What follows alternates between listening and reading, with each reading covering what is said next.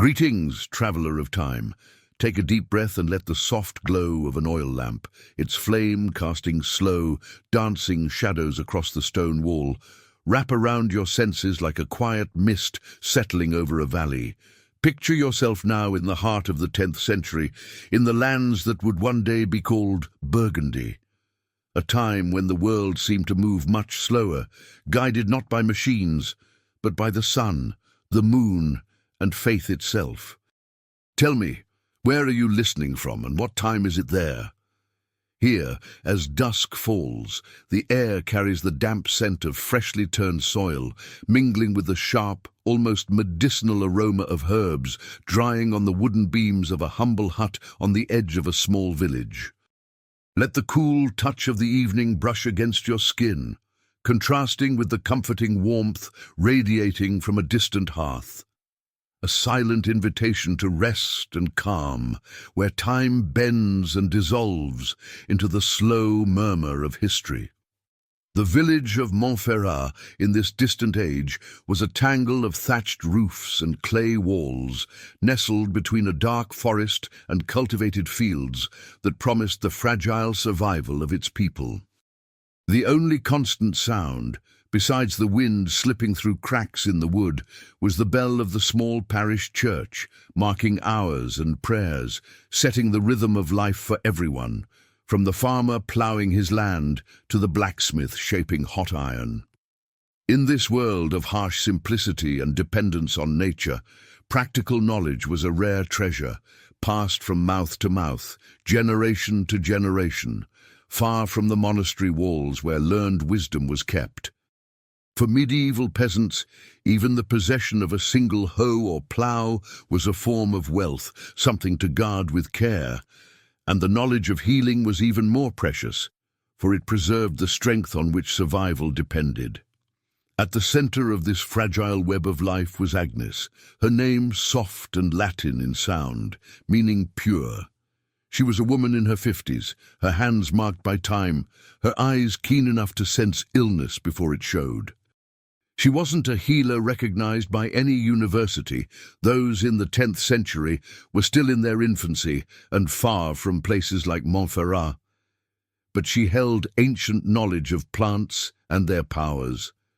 Her cottage, standing apart from the rest of the village, was a tiny workshop of scents.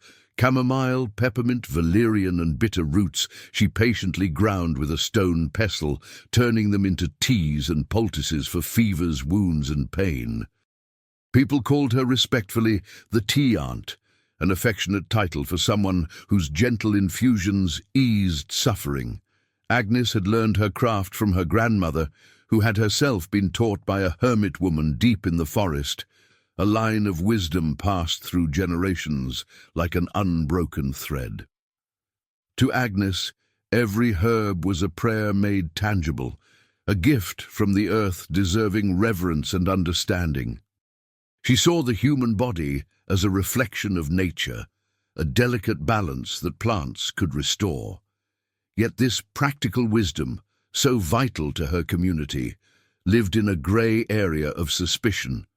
Religious authorities, eager to centralize both healing and salvation, viewed such independent knowledge with unease.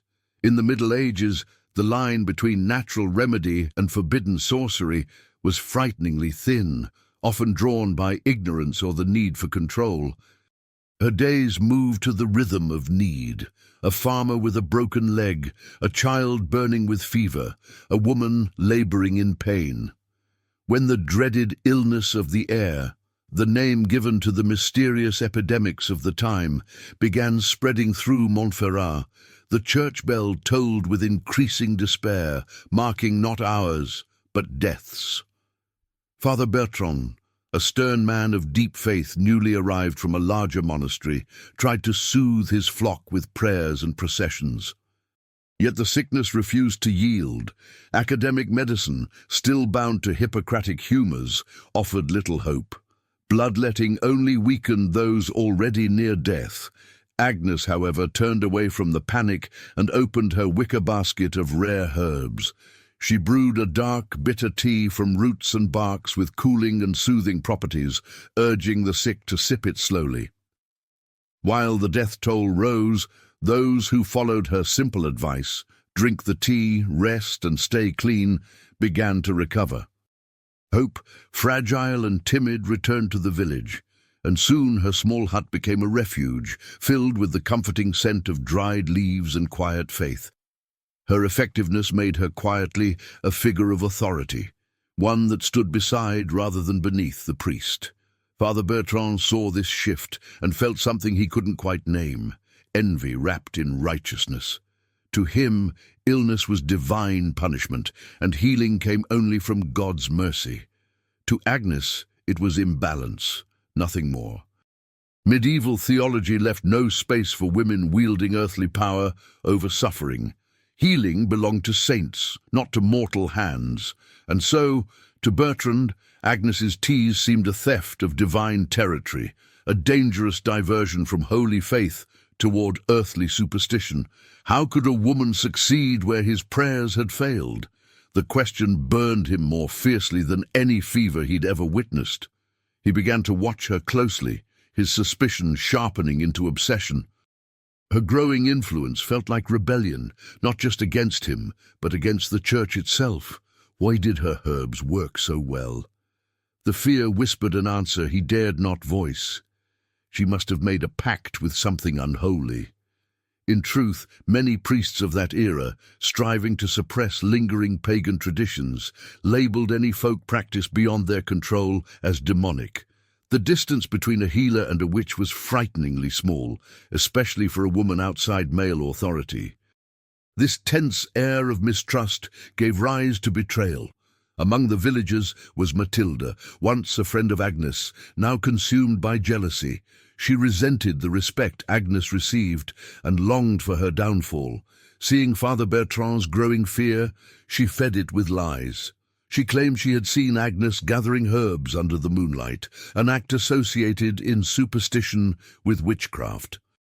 She painted Agnes's hut as a den of strange fumes and dangerous charms, turning her simple stone mortar into an altar and her healing brews into forbidden spells. Bertrand's doubts hardened into certainty. Whispers turned to accusations. The word witch echoed through Montferrat like wildfire. Convinced he was protecting his flock, and guided by Matilda's venomous words, Father Bertrand summoned the regional inquisitor, Brother Vitalis, a relentless man trained in Coimbra and famed for his merciless devotion to church law. His arrival struck terror through the village. He didn't come to heal, but to judge. Dressed in black, astride a dark horse, he carried with him the weight of unquestionable authority. Agnes's arrest was swift and cruel. The villagers she had healed watched in silence as her herbs, once symbols of comfort, were seized as proof of her supposed pact with the devil. Her small notebook, written in rough Latin and filled with notes on medicinal plants, was presented as a grimoire, a forbidden spellbook. The irony was devastating. The same knowledge that had saved lives was now her doom. During her public trial, held in the village square, Agnes stood proud. She denied the accusations, reminding them of the lives she had healed. Her eyes, once bright with wisdom, now carried a quiet resignation.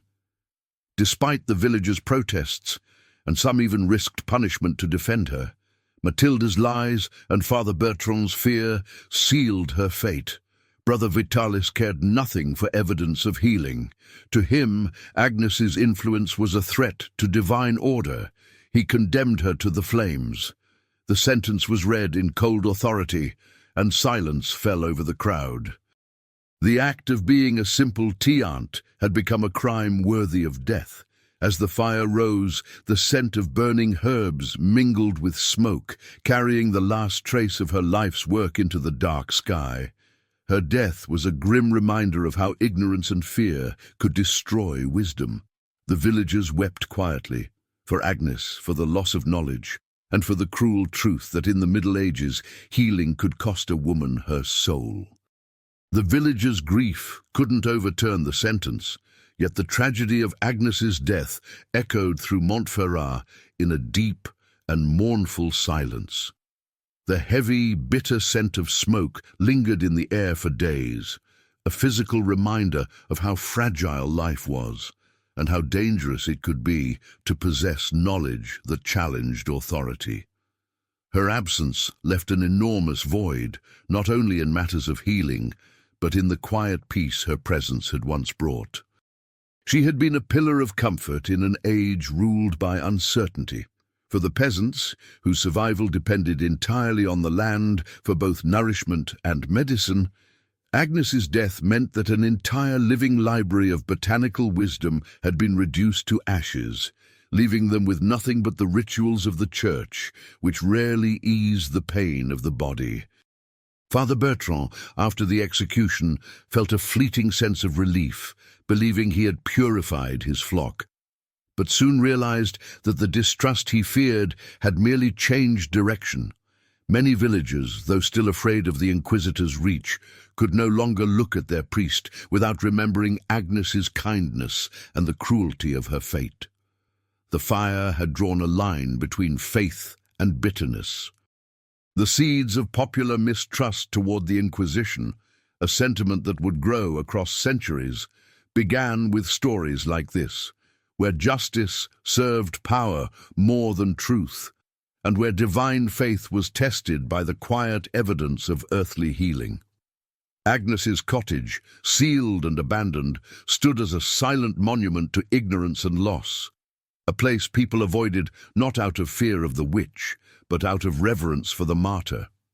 Without the healer, illness returned to Montferrat with renewed force.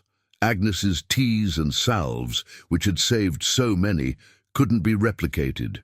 Folk wisdom often depends on nuances, the exact moment to harvest a leaf or the subtle balance between two roots, things that can't be fully captured in words and vanish when oral tradition is broken.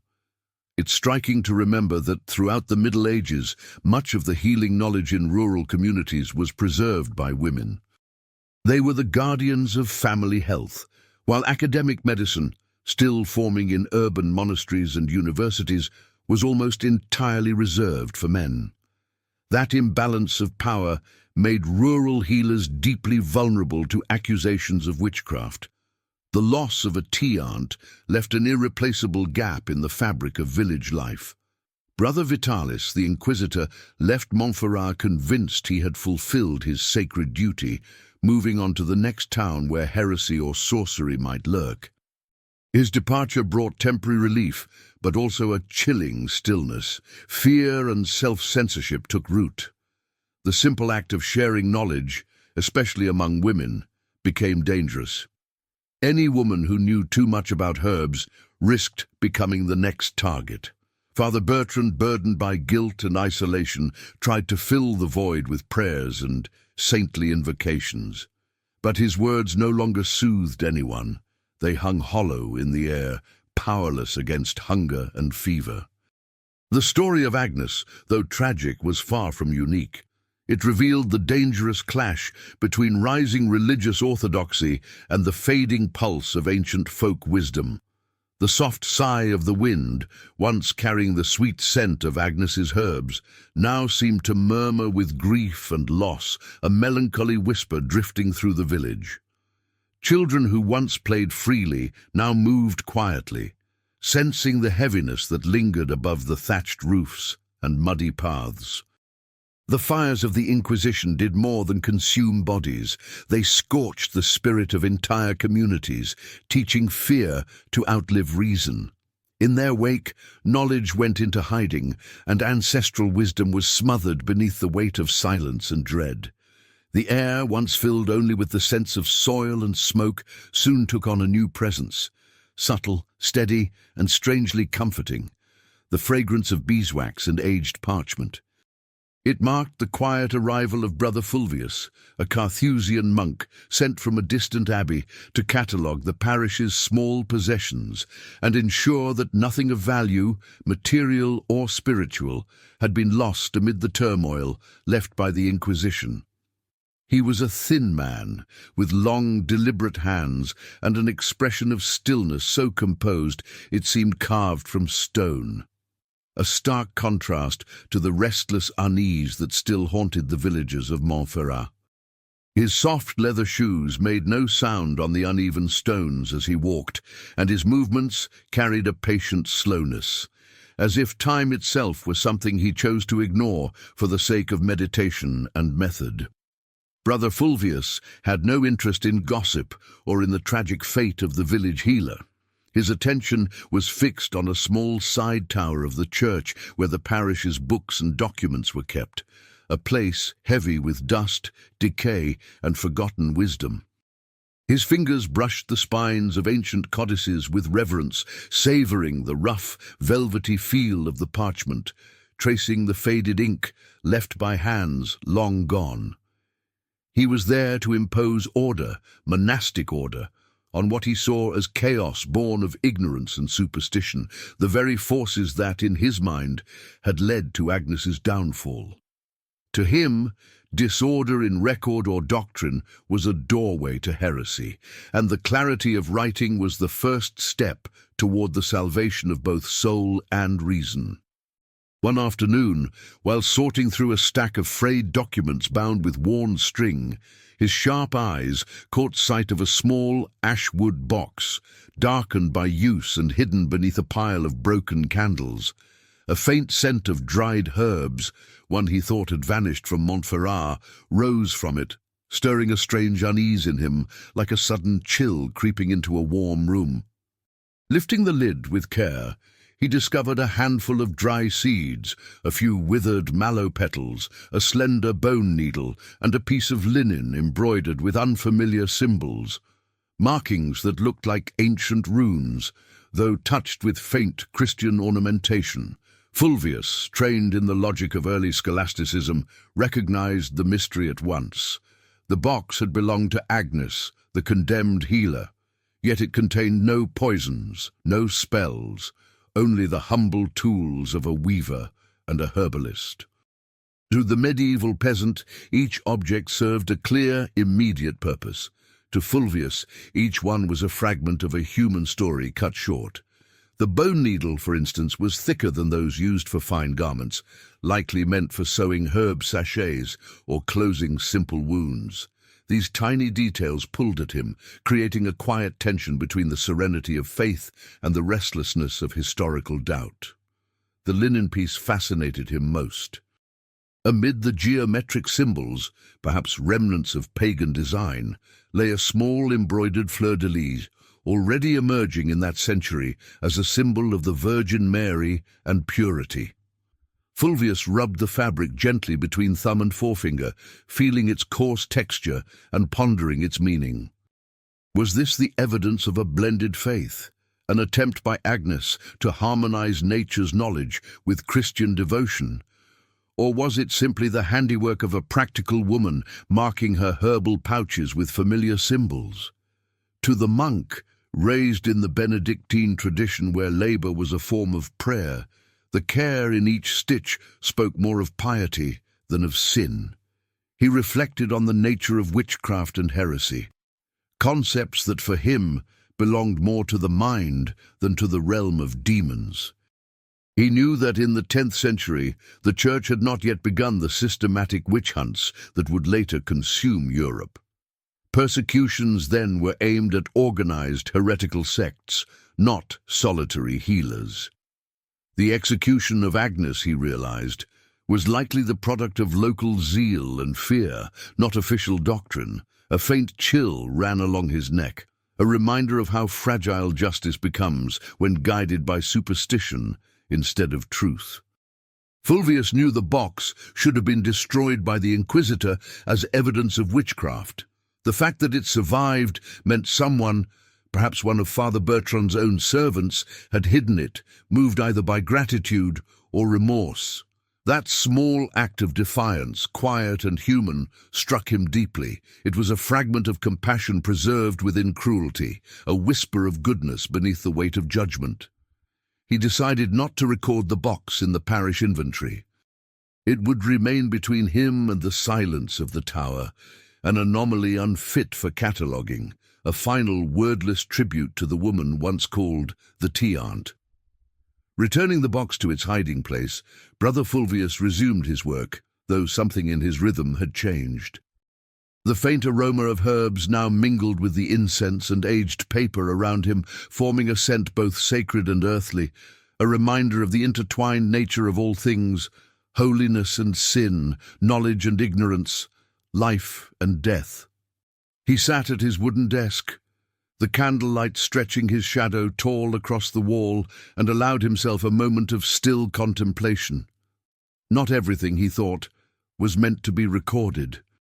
Some mysteries, like the healing power of plants and the quiet grace of Agnes, were meant to remain beyond the reach of human logic, protected by silence and time. He dipped his quill into the dark ink, watching the pigment swirl and deepen, a liquid that could either preserve truth or condemn it. His task was purely clerical, yet the discovery had breathed humanity into his routine, turning Montferrat from a simple name in a ledger into a living stage of sorrow and grace. As he began to write with his perfect hand, each letter seemed heavier than the last, weighed down by the unspoken awareness of injustice, a burden only faith and silence could bear. The stillness of the bell tower was broken only by the distant call of an owl and the soft crackle of his candle's flame, sounds far gentler to him than the chatter of men. There, in solitude, he felt closer to truth. Silence cleared the mind of noise and pride, letting reason's faint light find its path. In that stillness, the sacred quiet of the Carthusian life, Fulvius found peace. He saw the tragedy of Agnes not as a stain upon her soul, but upon the history of mankind. Bathed in the flickering light of the tower, Brother Fulvius began to sense the texture of time itself, how history seemed to fold over upon itself, and how the present was only a thin layer resting atop an undeniable past. The small box he had found, hidden in its quiet secrecy, stood as a physical reminder that truth often lived not in official records, but in the humble objects ordinary people left behind. The awareness of holding such a secret, something that subtly defied the very hierarchy he had been sent to uphold, sparked a faint tremor of intellectual excitement within him, a soft unease known only to those who spend their lives in study and contemplation. It forced him to face the imperfection of human justice against the perfection of divine law. He recalled a fact from his years in the monastic scriptoria. Even within monasteries, knowledge of healing plants often came from the people outside their walls. Monks who copied herbals frequently included notes passed down from rural healers, transforming folk wisdom into Christian learning through the sacred act of writing, baptizing pagan names of herbs into Latin. That quiet exchange between convent and cottage, between the sacred and the common, echoed in his mind. It made him wonder whether Agnes's condemnation had been, in truth, an act of ingratitude, a denial of the very roots upon which the Church's own medical wisdom had once grown. The faint fragrance that drifted from the box, earthy, spiced and dormant, was the only thing linking him to the sensory world he had vowed to leave behind. It was the scent of life itself, the signature of the healer's craft. He imagined her calloused hands grinding roots, mixing leaves, coaxing comfort out of soil and sunlight. In that image, her labor felt as sacred as the slow copying of scripture. Through that lingering aroma, the figure of Agnes ceased to be an abstract, condemned witch, and became instead a woman of devotion, one who worked honestly with the gifts of creation. To steady his thoughts, Brother Fulvius began to recite the canonical hours under his breath, turning the Latin prayers into a rhythmic hum that filled the silent tower. The slow cadence kept his focus anchored, each syllable a step away from distraction.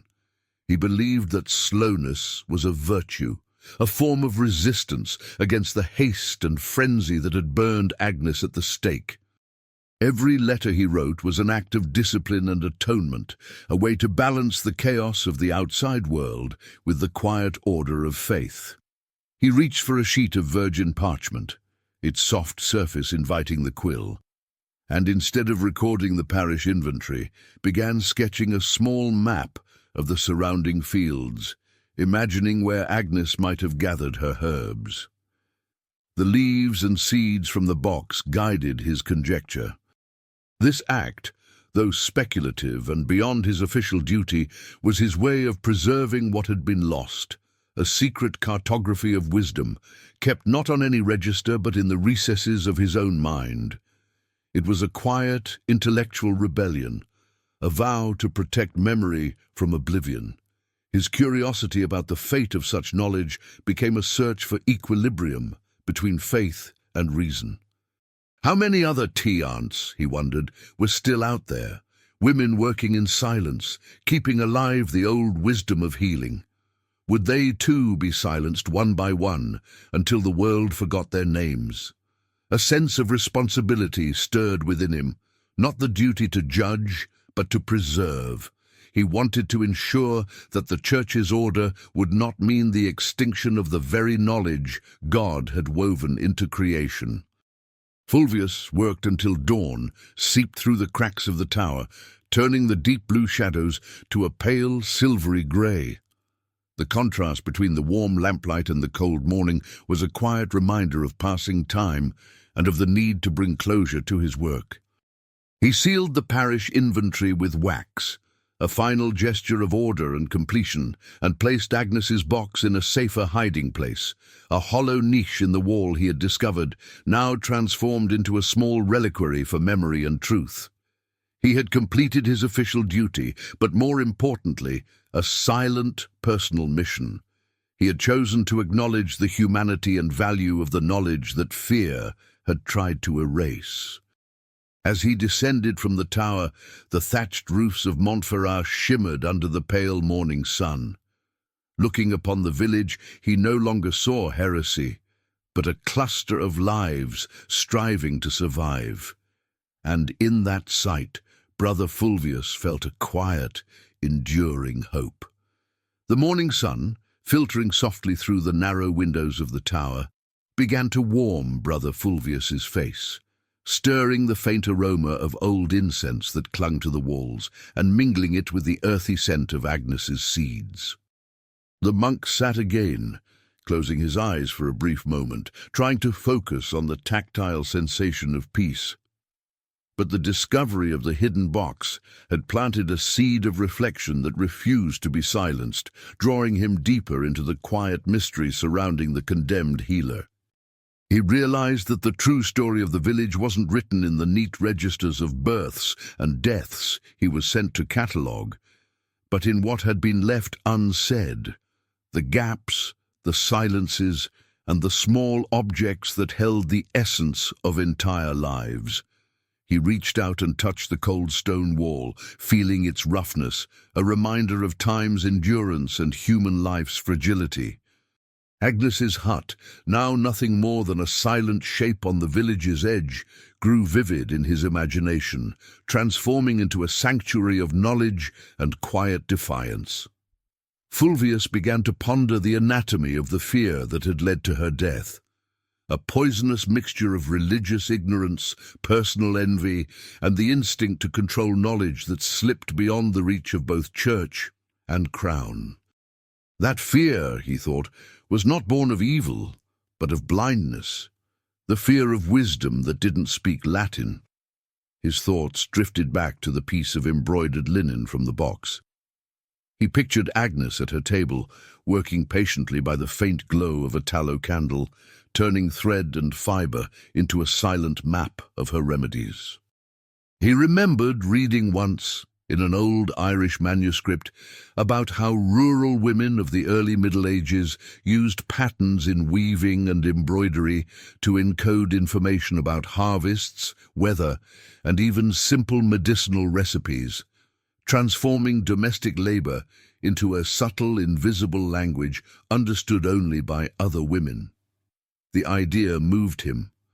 wisdom hidden in plain sight, stitched into cloth, surviving through touch and memory. That serene contemplation of the embroidered linen reshaped his understanding of the healer. He no longer saw a witch, but a scholar of the earth, a woman working on a plane of knowledge inaccessible to the educated men of her time, whose learning came from distant authorities. The faint scent rising from the box, Agnes's botanical signature, felt to the monk truer and more reliable than any accusation written in ink. A cool current of air brushed his face, like a breath from the past, and he shivered, not from fear but from reverence for that silent truth. He stood and moved to the center of the tower, watching how the morning light filled the room, turning it into a sanctuary of stillness above the restless village.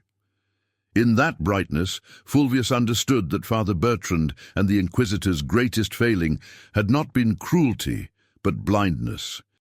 They had destroyed something essential, a living source of healing, not out of malice, but from their inability to recognize the worth of empirical wisdom, preferring scholastic theory and the superstition of fear over the tangible evidence of cure. Fulvius's serenity was not passive resignation, it was the calm acceptance of imperfection, a philosopher's peace. He knew he couldn't undo the past, but within his quiet discipline, he could preserve its memory. He could make sure Agnes's knowledge wouldn't vanish entirely into the smoke that had taken her life. In his mind, the image of the healer was slowly purified, no longer the demonized figure of the Inquisition, but a symbol of folk wisdom and silent resistance. The monk returned to his desk, picked up his quill and ink, and, instead of continuing the official inventory, began to write on a separate sheet, which he tucked into his private breviary. It was a simple record, a human chronicle of the region's flora, listing herbs by their common names, noting their known properties and uses. In that moment, Brother Fulvius became not just a custodian of church property, but the quiet chronicler of Montferrat's lost wisdom. It was a gentle act of rebellion, ensuring that the healer's legacy would live on in the records of one who had both the authority and the anonymity to guard it safely.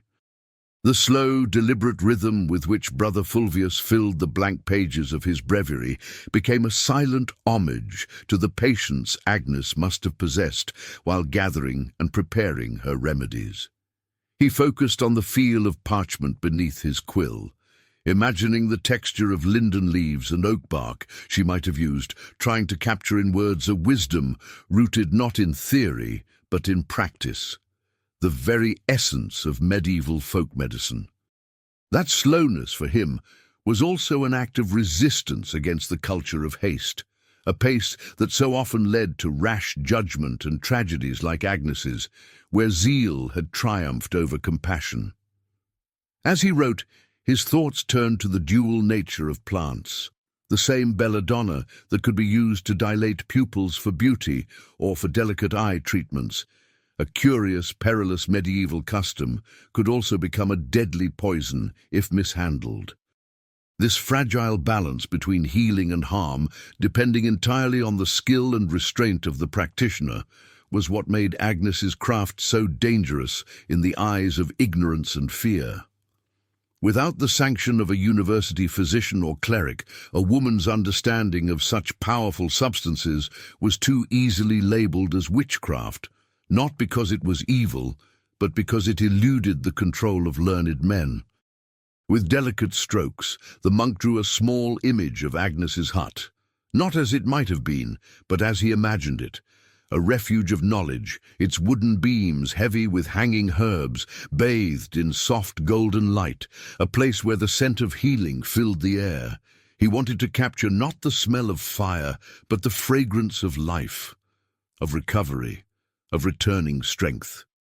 The opposite of the stench of sickness and death that had haunted Montferrat during the plague. He devoted an entire passage to valerian root, which he was certain Agnes had used for its calming effects. He pictured her grinding it to soothe villagers plagued by fear or pain. To Fulvius, the study of plants was, at its heart, an act of service, a form of practical charity that complemented and often surpassed the Church's spiritual aid. In that moment he saw Agnes's work as a small, sacred human story, a quiet devotion to the well-being of her community. The bone needle from the box became the focus of his next meditation. Simple, unadorned, yet profoundly symbolic, it embodied the raw, tactile medicine of its time, a striking contrast to the Latin medical treatises he had studied. He imagined its weight and balance, its careful use in closing wounds and mending torn flesh. In his mind, the needle became a metaphor for restoration, a tool of healing and hope. For a while, Fulvius allowed himself a moment of stillness. The warmth of the morning sun deepened on his face. From the valley below came the sound of bells ringing in slow, steady intervals, the rhythm of life resuming after grief. In that silence, he realized that he had reframed Agnes's story. She was no longer merely a victim of fear, but a beacon of forgotten wisdom. A light the official histories had tried and failed to extinguish. At last he closed the breviary containing his secret record, an act of protection and reverence. The healer's wisdom was now safe, hidden within the pages of ecclesiastical authority, a paradox only the Middle Ages could produce. He had mourned and he had honored. Through his quiet defiance, he had turned injustice into legacy, and his soul found peace in the remembrance of Agnes and in his own mission of order and preservation. For Brother Fulvius, contemplation itself became a form of reconciliation. In a village where faith and superstition had collided so violently, the acceptance of imperfection was the only peace available. He understood now that true wisdom lay in recognizing goodness, even when it arrived clothed in heresy. He was ready to leave Montferrat, but the spirit of Agnes's cottage, her scent, her patience, her truth, would travel with him, etched into memory and preserved in ink.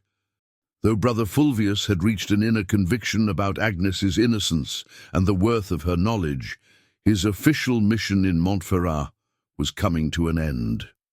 The time to leave had arrived, bringing with it not just a change of place, but a quiet shift in perspective and in feeling. His departure would not be public or ceremonial. It would unfold in silence before dawn to avoid farewells and chatter, things he regarded as distractions from the monastic focus on humility and purpose.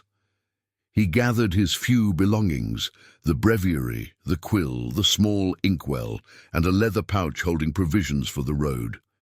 The soft, familiar texture of the worn leather reminded him of the absence of what he had chosen to leave behind, the hidden box of Agnes, now sealed within the church walls, resting like a buried heartbeat. His destination was a Cistercian abbey in the Loire Valley, a place famed for its vast library and austere architecture, a world of disciplined silence that stood in stark contrast to the earthy simplicity of Montferrat. The thought of its stone cloisters and orderly rows of manuscripts filled him with calm anticipation. There, he hoped to return fully to contemplation, to the comfort of study, prayer, and the measured rhythm of days untouched by turmoil. As he descended the stone tower, the soft shuffle of his steps echoed faintly, the only sound in the dark, a slow and deliberate cadence that steadied his breath and mind.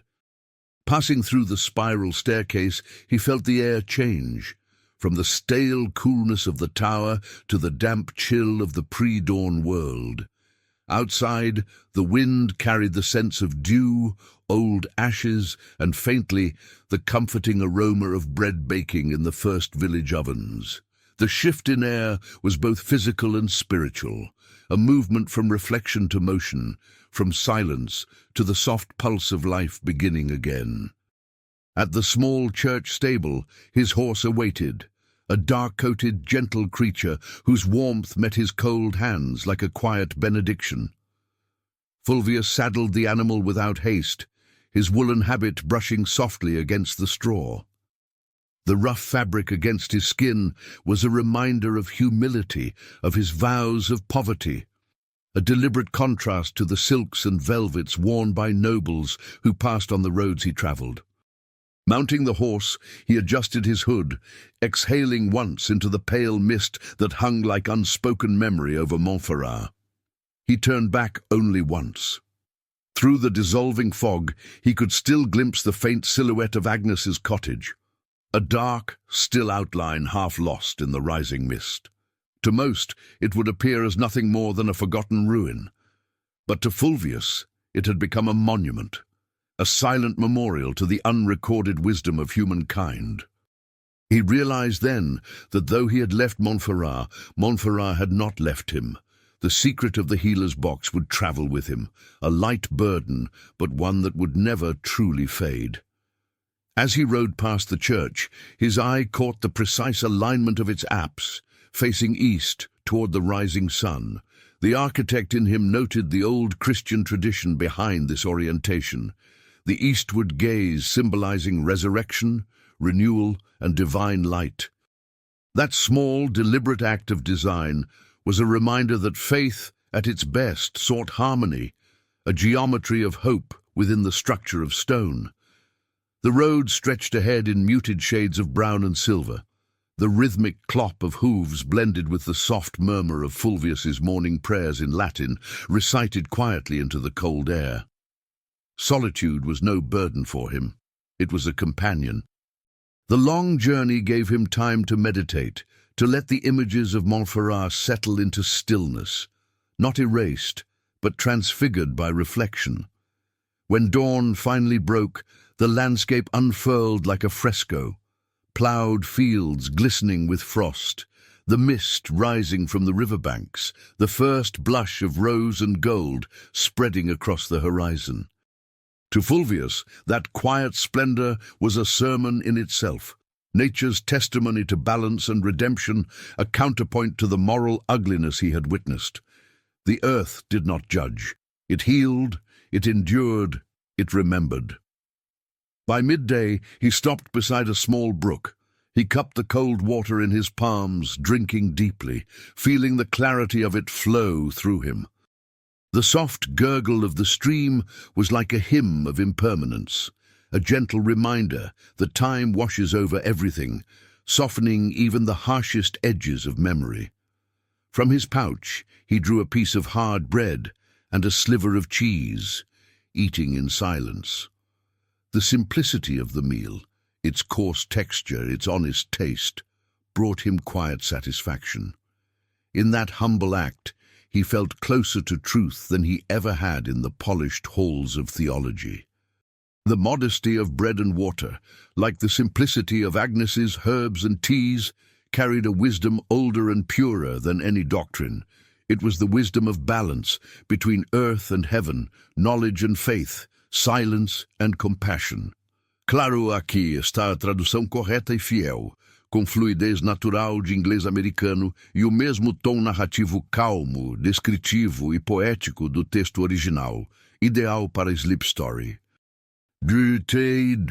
Although Brother Fulvius had reached an inner conviction about Agnes's innocence and the worth of her knowledge, his official mission in Montferrat was complete, and the time to leave was drawing near, bringing not only a change of scenery, but also a shift in perspective and in feeling. His departure would not be public or dramatic. It would take place quietly, before dawn, to avoid the murmurs and farewells of the villagers, distractions, in his view, from monastic focus and humility. It was his final act of discretion in a place forever marked by the publicity of tragedy. He packed his few belongings, his breviary, quill, ink, and the small leather pouch containing provisions for the journey. He felt the smooth texture of the leather and the lightness where the weight of Agnes's box, now hidden away, should have been. That object, though absent, remained preserved in his memory and in the secret pages of his own breviary. His destination was a Cistercian abbey in the Loire Valley, known for its vast library and austere architecture, a striking contrast to Montferrat's rustic simplicity. The monk felt drawn to the promise of order and silence there, a refuge of stone and intellect that represented the fulfillment of his ideals of devotion and study, a place where the light of reason would not be dimmed by fear or superstition. He mentally reviewed the small map of herbs he had sketched in his breviary, a way to carry the essence of the village and its tragedy with him, transforming loss into knowledge quietly preserved. The soft, steady sound of his footsteps on the tower's stone floor was the only noise in the night, a rhythm he maintained to preserve calm and focus as he prepared for the long, solitary ride ahead. Each step down the spiral staircase marked a farewell, a meditative descent through the layers of human frailty and divine order. The cool, worn stone beneath his feet seemed to hold every story that had ever passed through Montferrat. Stepping outside, he felt the sudden change in air, the damp chill of the pre-dawn hours. The wind carried the scent of dew, old ashes, and faintly the aroma of fresh bread from the village ovens just beginning to glow. The shift in air marked his passage from contemplation to motion, though even his movement remained shaped by the discipline of faith, calm, deliberate, and inward. In the small stable beside the church, his horse awaited, a dark, gentle creature whose warmth greeted his cold hands with life. That brief contact reminded him of the living world's quiet companionship. Mounting with silent ease, he adjusted his coarse wool habit, whose roughness against his skin reminded him of humility and of his vows of poverty. So unlike the silks and velvets of noble travellers he sometimes passed on the road. As he left the village behind, he turned back only once. His eyes found the faint silhouette of Agnes's cottage, a dark, still point, now completely wrapped in the morning mist rising from the river. It looked like an invitation to forget, yet for Fulvius it stood as a beacon of untold history, a silent monument to lost knowledge, an indelible mark upon Montferrat's memory that he would carry forever. He realized that though he had left Montferrat, Montferrat had not left him. The secret of Agnes's box would remain with him, a light but persistent burden, a small crack in the armor of his monastic discipline, a quiet contrast between what is spoken and what is known. For him, that contrast was fuel for deeper reflection on truth and justice, concepts far more complex and ambiguous in the Middle Ages than any sermon or decree could ever suggest. His curiosity about medieval ecclesiastical architecture made him notice that even in the simplicity of the small parish church, there was a clear intention to orient the building toward the east, the rising sun, a tradition dating back to the earliest centuries of Christianity. This orientation symbolized hope in the resurrection and in Christ's return, and he knew historically that most Romanesque churches followed this principle with precision. That observation gave his mind something orderly and beautiful to rest upon, steering it away from the darker thoughts of human injustice he had witnessed. The precision of the church's alignment mirrored faith itself, an image of cosmic harmony and perfection amid the flaws of human life. As he rode along the dirt road, the rhythmic sound of hooves became his companion, a steady, meditative pulse, blending with the murmur of his morning prayers in Latin. The journey was long, but solitude for the monk was no burden. It was an invitation to reflection, a space for understanding the complexity of the secular world he had briefly encountered. He focused on the unfolding landscape, newly ploughed fields, the mist lifting, and the first hues of dawn painting the horizon in soft pinks and gold. That beauty to Fulvius was a manifestation of divine glory, a counterpoint to the moral ugliness of Agnes's condemnation. He absorbed every detail with the calm of one seeking truth in nature's permanence. When the sun rose higher, he paused beside a small stream, The cold water on his hands, the scent of damp earth and moss.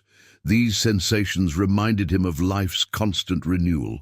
The sound of the flowing water was a symbol of time's passage and of inevitable change, a gentle reassurance that time heals and erases even the deepest wounds. From his pouch, he took a piece of hard bread and a bit of cheese, eating in silence and savoring the simple, honest taste, a form of ascetic pleasure his monastic discipline had taught him to value. He felt that the simplicity of this meal, like Agnes's simple remedies, carried a truth and integrity often lost amid the ornate debates of theologians. He reflected on the small human story, the jealousy of Matilda and the misguided zeal of Father Bertrand, realizing how easily human passions could disguise themselves as virtue, leading to great injustice in the name of faith. The purity of the stream contrasted with the murk of malice, reinforcing his belief in the superiority of natural order over moral disorder. The rough crust of the bread in his hand reminded him of his own fragility, of the need for sustenance, not only of the body, but of the soul. He chewed slowly, turning the act of eating into a quiet prayer, a contemplative pause within his journey. The breeze that drifted over the stream carried the wild, sharp scent of rosemary, an herb he knew to be prized in folk medicine for its stimulating and purifying properties. Its presence was a small echo of Agnes, a reminder that knowledge, even suppressed, always endures through nature. He watched a group of peasants working in the distant fields, their slow, rhythmic labor the heartbeat of the medieval world, the sound of survival. His scholarly life depended, he knew, on their toil. The thought of the abbey ahead brought to mind its Romanesque design, thick walls, semicircular arches, an aesthetic of permanence that stood in contrast to the fragility of Agnes's hut. To him, architecture was theology in stone, solid, ordered, eternal. He knew that once he arrived, he would return to the world of books and study, but the practical wisdom of Montferrat's healer would remain forever within him. Empirical knowledge and theological knowledge would now coexist in his soul, bound together by the quiet thread of compassion and justice. The stream's water flowed over smooth stones, its sound steady and harmonious, a kind of natural Gregorian chant. The monk listened in silence, hearing in that melody the truth of balance and creation. He thought of the difference between healing through faith and healing through herbs, realizing that both sought the same goal, the relief of suffering. It was the forced division between them that had birthed Montferrat's tragedy. True wisdom, he concluded, lay in accepting their harmony. When the sun grew warmer and dried the dew from the fields, he felt the moment to continue had come. The rest had renewed him, strengthening his purpose. He rose, adjusted his coarse habit, and felt its rough fabric against his skin, a reminder of vocation and constancy. His discipline was his armor against distraction and temptation. Before mounting, he looked once more at the stream, noticing the tiny bubbles rising to the surface, a symbol of hidden life and perpetual motion, serenity and strength intertwined. He climbed onto his horse with the same quiet composure with which he had descended. His tall, austere figure stood as a counterpoint to the rural landscape, a man of God moving through a world of laborers, yet now a man who carried the secret of both. The smell of the horse's sweat, earthy and alive, mingled with the scent of wet soil and morning air, a reminder of the physical world's pulse and effort, so different from the incense and parchment of his study. The image he carried from that moment was of the running water washing over stones, a symbol of time's flow, of cleansing, and of redemption. He prayed that one day time would wash away the stain of Montferrat's injustice.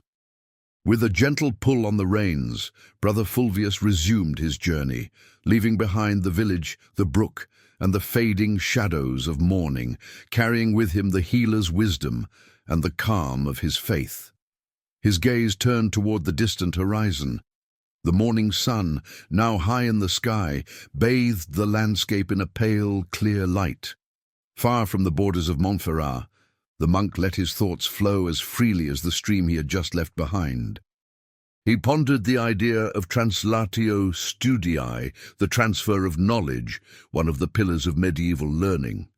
It struck him that Agnes's wisdom, though neither Greek nor Latin, was just as vital a form of understanding, deserving to be preserved and carried with him to the abbey. As he travelled along the dirt road, he began observing the habits of other travellers, the way they greeted each other with a hand over the heart, a gesture of respect and peace, and how they shared the shade of a tree during short rests.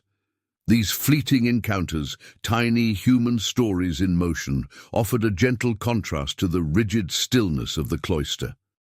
They reminded him of the fragile web of connection that bound the secular world together, where mutual aid mattered more than theological disputes.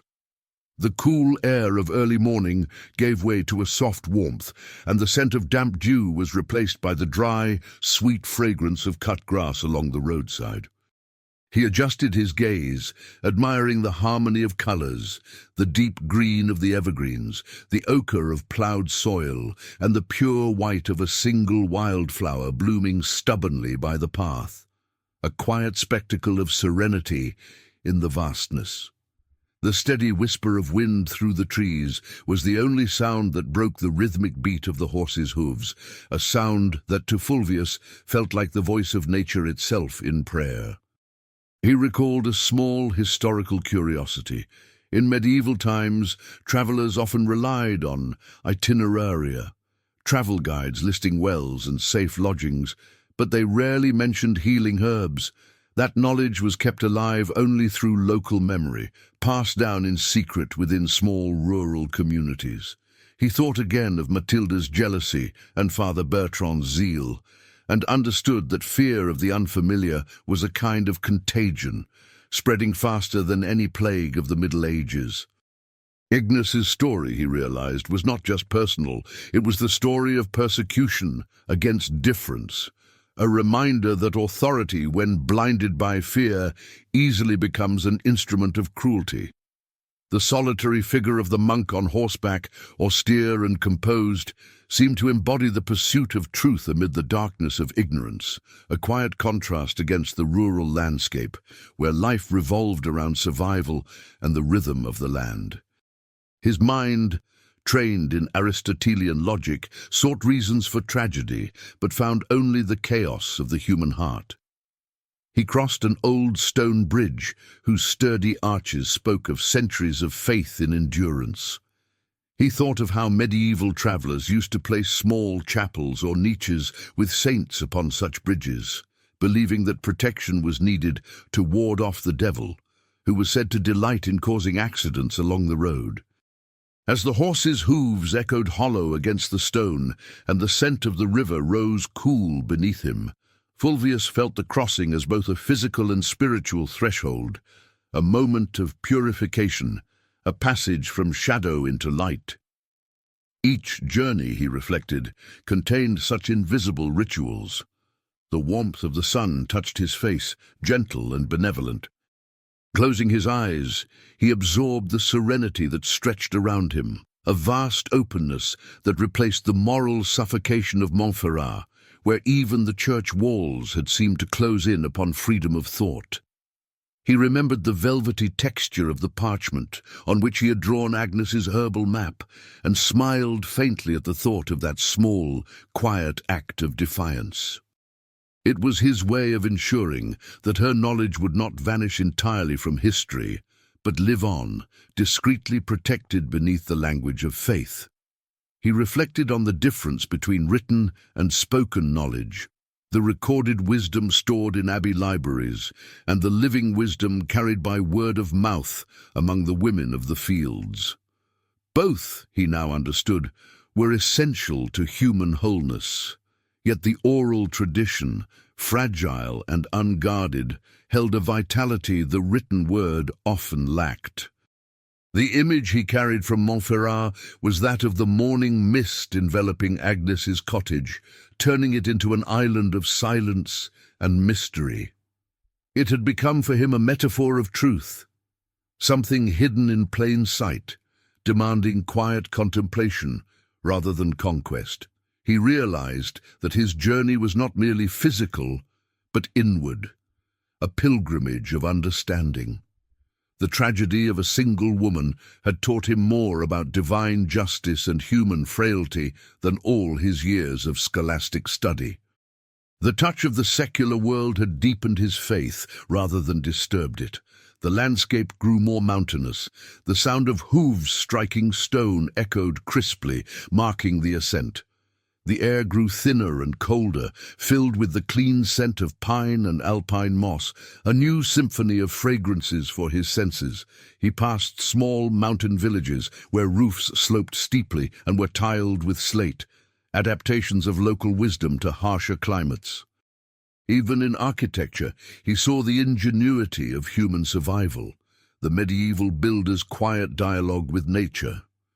A trace of fatigue began to set in, yet his monastic discipline forbade complaint or haste. Slowness was a virtue, an act of presence, of turning endurance itself into prayer.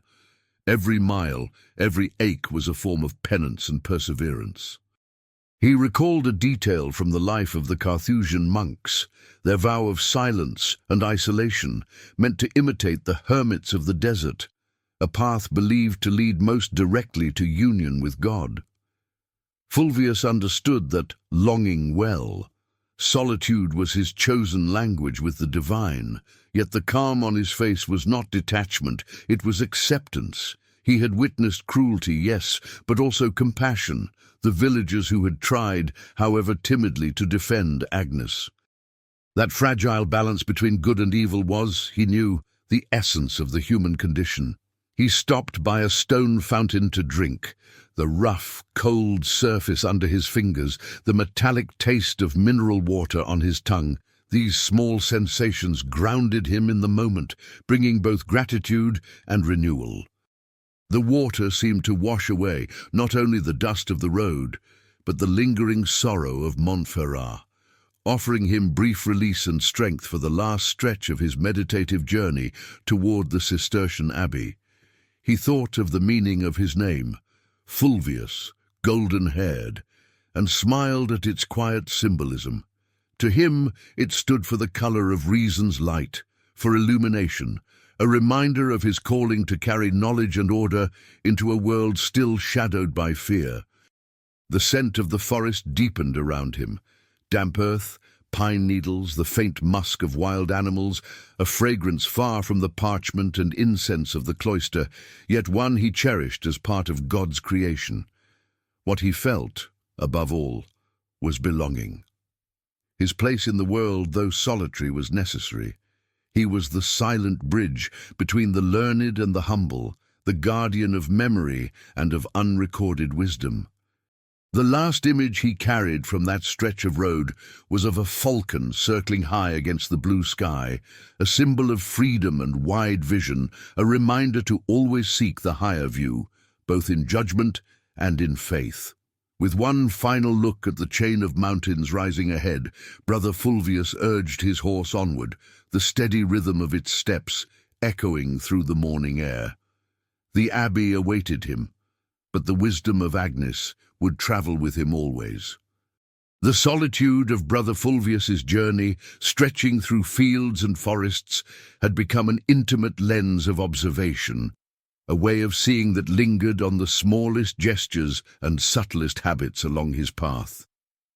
One grey morning, his contemplative gaze fell upon the figure of an old beggar woman sitting by the roadside, not begging with words, but with an open hand, palm upward, in a silent plea, waiting for the charity of passing travellers to fill the emptiness.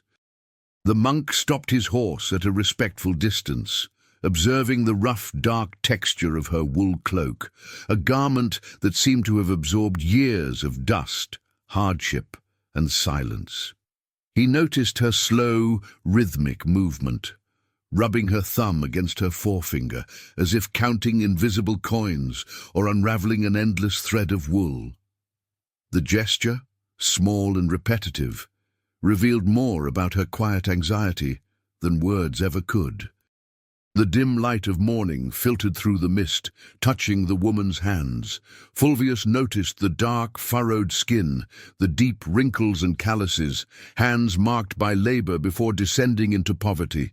These were hands, he thought, like those of Agnes, hands that had known the roughness of earth, of matter, of work, a contrast to the smooth parchment he himself handled each day. That simple motion was, to him, a miniature human story. He reached into his pouch and took out a small piece of bread and a copper coin, placing them gently in her open palm. He felt the brief chill of her touch and the faint warmth of gratitude in her eyes. No words were exchanged. He cherished the silence of the moment. It was a relief from the noise and hypocrisy he had witnessed in Montferrat. He recalled a historical truth. In the Middle Ages, beggary was often seen as a spiritual vocation, a way for lay people to imitate the poverty of Christ. Giving alms, therefore, was considered a Christian duty, one of the surest ways to ensure salvation. Charity, then, was not merely kindness, it was ritual.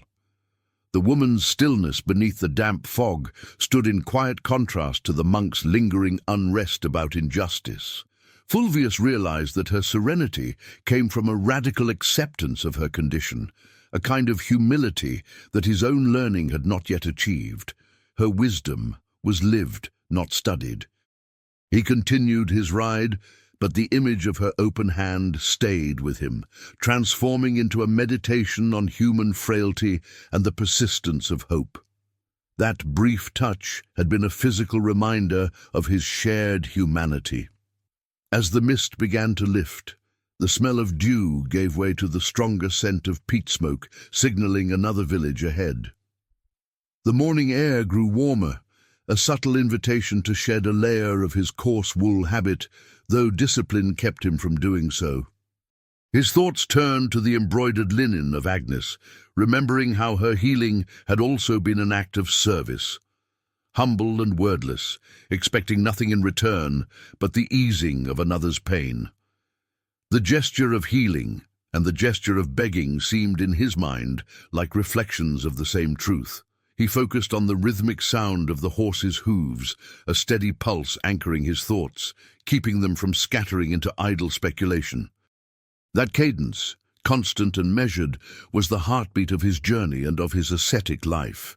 He reflected that just as the beggar woman needed a gesture of giving, the people of Montferrat had needed Agnes's gesture of healing, and that it was the interruption of such acts of kindness, whether material or medicinal, that bred suffering and disorder in the world.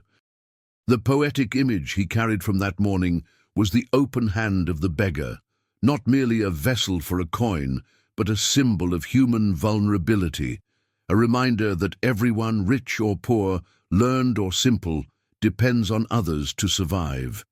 He remembered how, in medieval times, the water from rivers and streams was often used for healing, under the belief that running water carried away impurities. That belief, though innocent, conflicted with the deeper knowledge of Agnes, who had understood the true medicinal power of herbs and infusions. Passing a group of shepherds guiding their flocks, Fulvius caught the strong, woolly scent of the animals, a smell that grounded him in the pastoral rhythm of medieval life, coarse, honest, and elemental. He watched the shepherds' vigilance over their sheep and thought of his own need for watchfulness over the soul, just as Agnes had once guarded the balance of her potent herbs. The serenity he felt came from his habit of turning every event, every gesture, every sensory experience into an opportunity for reflection, finding order and meaning even within poverty and chaos. He thought of the rough texture of the copper coins he had given, the sound and feel of metal, symbol of the secular world and its exchanges, so different from the silence and simplicity of monastic vows. Ahead, The road stretched like a narrow ribbon of earth beneath the pale sky, a path that was both physical and spiritual, leading him toward the safety of the abbey and deeper into his own soul. A sense of belonging settled over him. He was not alone. He was bound by invisible threads of history and purpose to every soul who had walked this same road, the beggar, the shepherds, and the condemned healer. He recalled the words of an old master, that the greatest book of wisdom was not the Bible, but nature itself, where herbs, animals, and rivers taught truth without words or dogma. That thought resonated deeply. Agnes's knowledge, he realized, had been a way of reading nature. She had read the language of plants as he read Latin. Her condemnation had been the burning of a living book. The wind rose softly, carrying the faint echoes of prayers and laments along the road, a silent symphony that Fulvius heard not with his ears, but with the stillness of his heart. The scent of the forest returned, damp earth, mushrooms and roots, a reminder of the vast hidden wisdom stored within creation, so often ignored by humanity's fear and haste. He remembered the beggar's rubbing fingers, the small rhythmic motion that mirrored humanity's search for comfort, for repetition, for a rhythm to cling to when life felt uncertain. Fulvius understood then that serenity was not something waiting for him at the abbey. It was the acceptance of the world's imperfection, the ability to find beauty and wisdom in the simplest gestures and the humblest habits of daily life. He smiled softly, a serene, knowing expression, and continued his ride at the same slow, steady pace that had become the rhythm of both his discipline and his new silent mission, to preserve memory through compassion. The monk, still absorbed in his quiet reflection on the beggar woman, continued along the mountain trail, breathing in the cool air that drifted down from the high slopes, air scented with pine resin and damp moss, sharp and cleansing to both lungs and mind. He thought about how the beggar's life, stripped of possessions, was, in an ascetic sense, closer to true spiritual purity than the lives of many wealthy prelates he had known, whose silk habits and ambitions stood in stark contrast to the humility that faith demanded. The slowness of his pace was deliberate, a meditative act that allowed him to savor each moment of the journey and to turn physical fatigue into discipline for the soul. Haste, he believed, was the mother of every error and every rash judgment. He focused on the gentle sigh of the wind weaving through the trees, a sound like a Gregorian chant sung by the forest itself, a continuous, soothing hymn that quieted his spirit.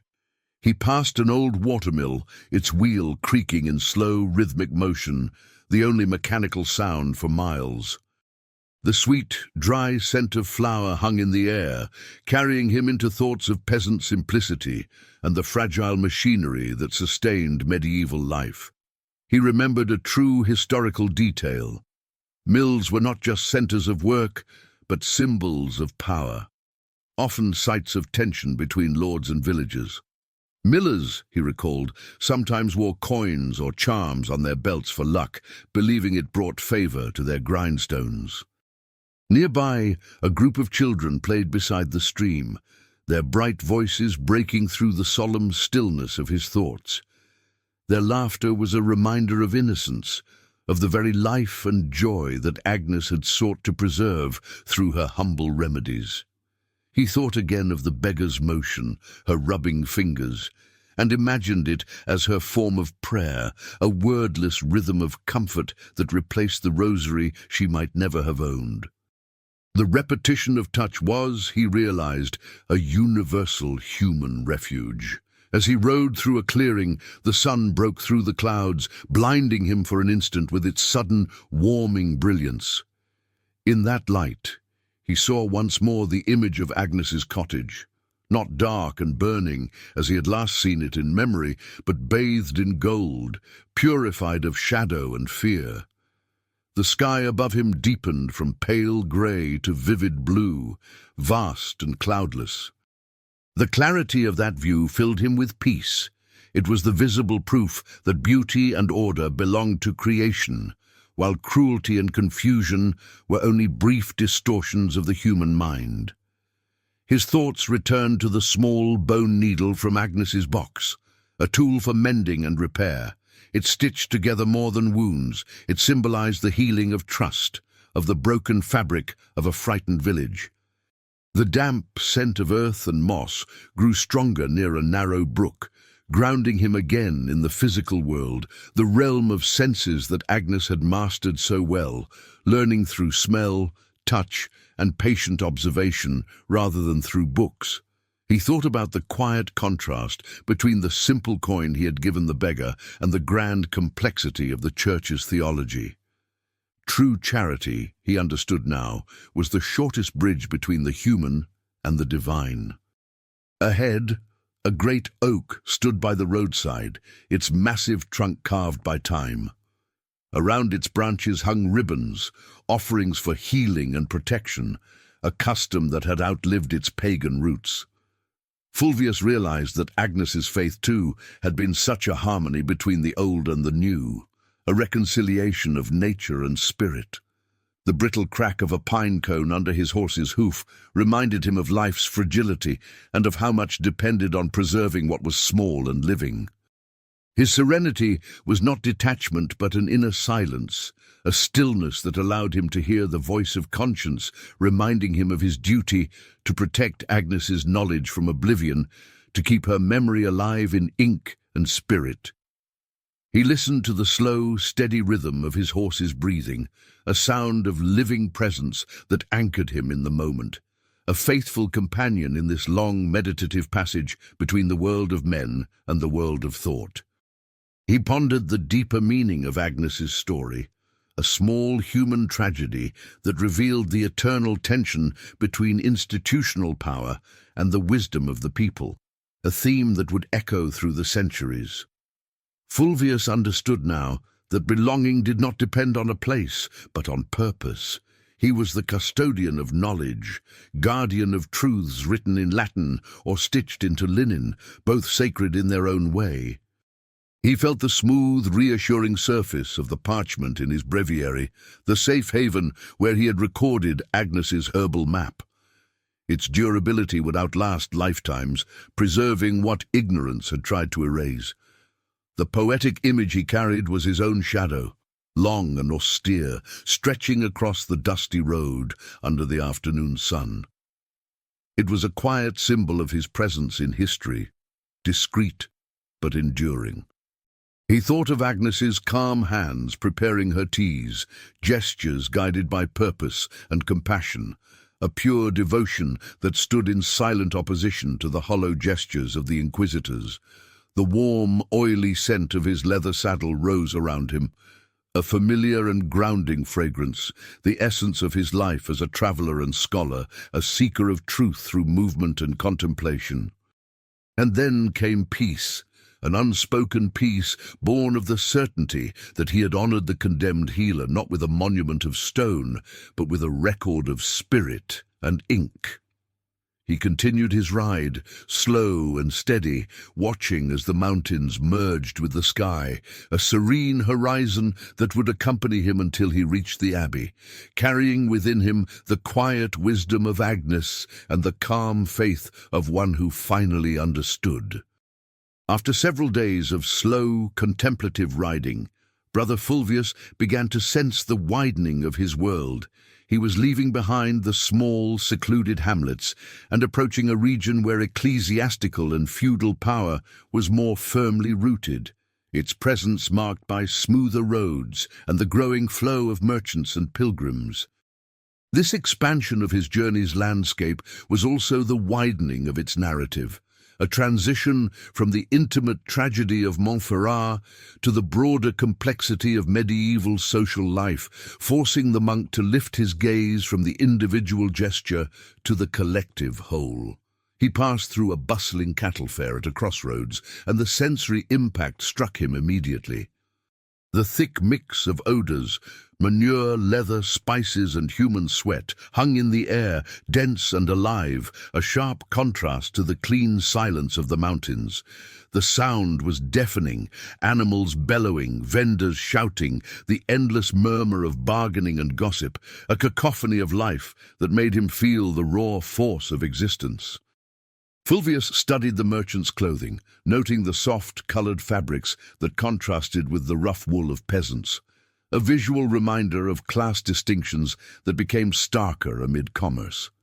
He reflected that trade routes and fairs were the true engines of the Middle Ages. Money and exchange were what moved the secular world, though he tried to keep such realities at arm's length. Watching the crowd, the monk's attention lingered on a social curiosity. How traders measured the quality of cloth or grain with local standards, an endless source of disputes and frauds, requiring the presence of inspectors to ensure fairness. It struck him as a mirror of human mistrust, the same lack of faith that had doomed Agnes. Mathilde's jealousy and Father Bertrand's suspicion, he realized, had been moral versions of the same failing, a refusal to trust another's honesty, replaced by fear and authority. The fair appeared to him as a great cauldron of humanity, where every passion and need simmered together in a swirling haze of color and noise, fascinating and unsettling to a man of the cloister. It was life itself, both strong and fragile. He paused a moment to watch a troupe of jongleurs performing acrobatics and singing tales of knights and saints. Their music, lively and profane, was a perfect counterpoint to the Gregorian hymns he quietly murmured to himself. He noted the audience's gestures, their open laughter, their clapping hands, a collective release, a brief escape from hardship. Though his vows forbade such indulgence, he recognized it as a vital human necessity. Nearby, an artisan sold small wooden and bone amulets. Fulvius observed how buyers kissed them before tucking them into their clothes, a miniature story of popular faith and the longing for protection in a perilous world. He realized that the people's religion was not theological, but tactile, faith as touch, as object, as cure. Agnes's healing, in their eyes, had been no less miraculous than a saint's intercession. The heat of the crowd and the rising dust became stifling, and Fulvius sought the cool shade of the forest again, craving the order and freshness that nature offered. The thought of Agnes's herbs, sense of hope and restoration, came to him, so opposite to the thick, feverish smell of humanity. His reflections grew wider. The illness of a single peasant was never just personal, but communal. The loss of one worker could endanger the whole harvest. Healing, then, was not merely compassion, it was social necessity. He recalled another historical detail, the medieval guilds that not only regulated crafts, but also provided mutual aid, even burial assistance, a fragile social net before the idea of a state existed. The rough texture of the grain sacks stacked at the fair's center caught his attention. He thought of agriculture, the true foundation beneath all the glitter of church and trade. Fulvius felt the weight of history settle on him. His duty as a monk and chronicler was to preserve what others forgot. Agnes's story, he realized, was not heresy, but heritage, a record of human perseverance and knowledge struggling against ignorance. As he moved slowly through the fair's edge, brushing against coarse fabrics and hurried bodies, he felt both participant and outsider. The fair's chaos tested his monastic calm, yet he transformed the noise into study, the disorder into rhythm, the multitude into meaning. He saw now that peace did not depend on silence, it depended on stillness of spirit, the ability to remain serene amid the clamor. The fair became, in his eyes, a vast mosaic of colors, sounds, and smells, each piece humble, yet essential to the great picture of medieval life. He recalled the beggar woman's quiet hand, a stark contrast to the tumult around him. and understood that true dignity lay in inner composure, not in wealth or status. A faint trace of incense drifted from a roadside chapel, mingling with the smell of animals and sweat, a living symbol of how the sacred and profane were intertwined in every medieval breath. The gentle wind on his face cooled him, a reminder of the purity of creation and of the goodness that Agnes had embodied through her work with the healing plants of God's earth. He noticed again the merchants' garments, their rich colors restricted by the sumptuary laws that sought to keep each class in its place, a subtle reminder that even appearances were governed by power. Fulvius smiled faintly. His journey continued with slow and steady rhythm, leaving behind the market's chaos and carrying with him an expanded understanding of the world. The tragedy of Agnes, he saw now, was not just a private wound, but a reflection of the broader struggle of humankind, the eternal tension between fear and knowledge, faith and freedom. Leaving behind the chaos and vitality of the fair, Brother Fulvius returned to the road, his widened awareness still expanding, now fixed on the social order of the feudal landscape unfolding before him. He could see the structure of lordship laid out across the land, long strips of fields divided between the lord and the peasants. It reminded him of the intricate system of crop rotation, essential for keeping the soil fertile, yet one that demanded a kind of forced cooperation among farmers to sustain itself.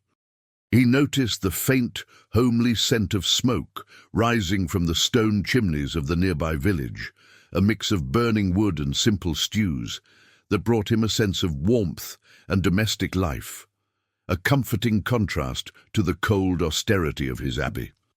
The lives of these peasants, he thought, were small human histories of endurance, existences balanced precariously between the whims of nature and the will of their feudal lord. His reflections turned to the nature of justice in the Middle Ages. Authority, he realized, was never unified but divided between the feudal lord, who wielded secular and judicial power over his serfs, and the church, which ruled over souls and doctrine. Agnes's tragedy had been a violent collision between those two spheres. The image he carried from that landscape was of the patchwork fields, each color and texture marking a destiny, a possession, yet all stitched together by necessity and toil. The dust beneath his fingers was a physical reminder of the common condition of all men, from dust to dust. A group of pilgrims crossed his path, their steady footsteps and murmured prayers blending into a soft rhythm of devotion and penance. He watched their walking sticks and water gourds, symbols of the journey itself, and felt kinship with the idea of pilgrimage as spiritual quest. He recalled a social curiosity, how pilgrimage was believed to shorten one's time in purgatory, driving thousands from every class to embark on long, perilous journeys across Europe. For them, faith was not only salvation, it was currency for a better eternity. Fulvius thought of Agnes's delicate gesture when touching her plants, an act of reverence and understanding, and how it contrasted with the pilgrim's naive faith in relics, reaching for miracles through contact. Both, he realized, sought the same end, relief from suffering and certainty in an uncertain world. He smelled freshly plowed earth and the sweat of draft animals, honest, grounding scents that comforted him. He observed how peasants, before resuming work, paused briefly to cross themselves, a small daily story of how the sacred and the mundane intertwined in every breath of life. His reflections widened again. The church was not merely a spiritual institution, but a vast social and economic force. Monasteries and cathedrals owned enormous tracts of land, collecting tithes and alms that served as a kind of tax, granting the church immense secular power, the same power that had condemned Agnes. By a stream, a row of weeping willows shimmered in the breeze, their silver leaves catching the sun. Their quiet movement filled him with serenity. He knew the willow's bark was used for pain relief in folk medicine, a piece of wisdom Agnes surely understood. The air grew cooler as the afternoon deepened, and the sunlight turned golden and soft, a silent invitation to rest. He accepted, stopping beneath a large tree and leaning against its rough bark. There he reflected on the irony of history, how learned medicine had long dismissed folk healing, only to later adopt many of its herbs into monastic herbals, and centuries on, into modern science. The beggar-woman's calm, steady gesture returned to his thoughts, a symbol of human resilience. Now, looking over the broad feudal plain, he saw that resilience multiplied in the rhythm of villages that rebuilt after plague and injustice, continuing the eternal cycle of harvest and hope. He recognized that the contrast between monastic order and worldly disorder was not opposition, but harmony. His duty was to pray and preserve knowledge.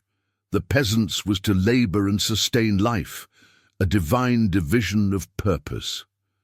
The sky above him glowed in shades of lavender and amber, a fleeting vision of beauty that spoke of life's brevity and creation's permanence. The distant ringing of a parish bell marking Vespers reached his ears, reminding him that no matter how far he roamed, he was still bound to the rhythm of prayer. Fulvius took a piece of parchment from his satchel and began sketching. Not herbs this time, but the pattern of fields he had seen, an attempt to bring the clarity of geometry to the chaos of the world. It was a monk's instinct, to catalogue, to preserve, to make meaning from what others overlooked. He thought of the anonymous scribes in their scriptoria, preserving ancient texts through candlelight and patience, and felt that his task, recording Agnes's wisdom, was an extension of that same sacred work, devoted now to a form of knowledge long marginalized. The sweet, steady scent of dried hay drifted through the air, a fragrance of safety and plenty after the stench of disease and smoke in Montferrat. It smelled to him like renewal. He remembered a peasant blessing his plough before tilling, a humble ritual of gratitude and dependence on both earth and God. As the evening deepened, Fulvius's serenity became one of belonging. He was part of a greater system, his journey a search for understanding the balance between faith, power, and compassion. He thought of Agnes's embroidered linen, not merely a token of healing, but a record of her art and life, a piece of folk expression as worthy as the monk's illuminated manuscripts.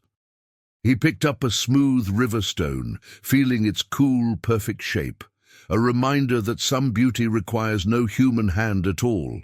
Rising, body eased and mind clear, he felt restored, a balance between the physical road and the spiritual one. Mounting his horse once more, he rode on at his steady pace, eyes fixed on the horizon, where the silhouette of the Cistercian abbey, his beacon of stone and order, was beginning to take shape under the gentle light of evening. After the long day of expansion amid the fair's chaos and the observation of feudal order, Brother Fulvius felt the need for a contemplative pause, a deliberate slowing of rhythm that was vital to both body and soul, a habit learned within his cloister walls. He left the main road and entered a small grove of ancient beeches, their smooth silver trunks rising like the columns of a natural cathedral, calling him to silence and reflection. The stillness of the grove was almost complete, a sensory relief after the tumult of the market. The only sounds were the soft rustle of leaves in the wind and the faint murmur of a hidden brook, a hypnotic rhythm that quieted the echoes of injustice and worldly noise still stirring in his mind.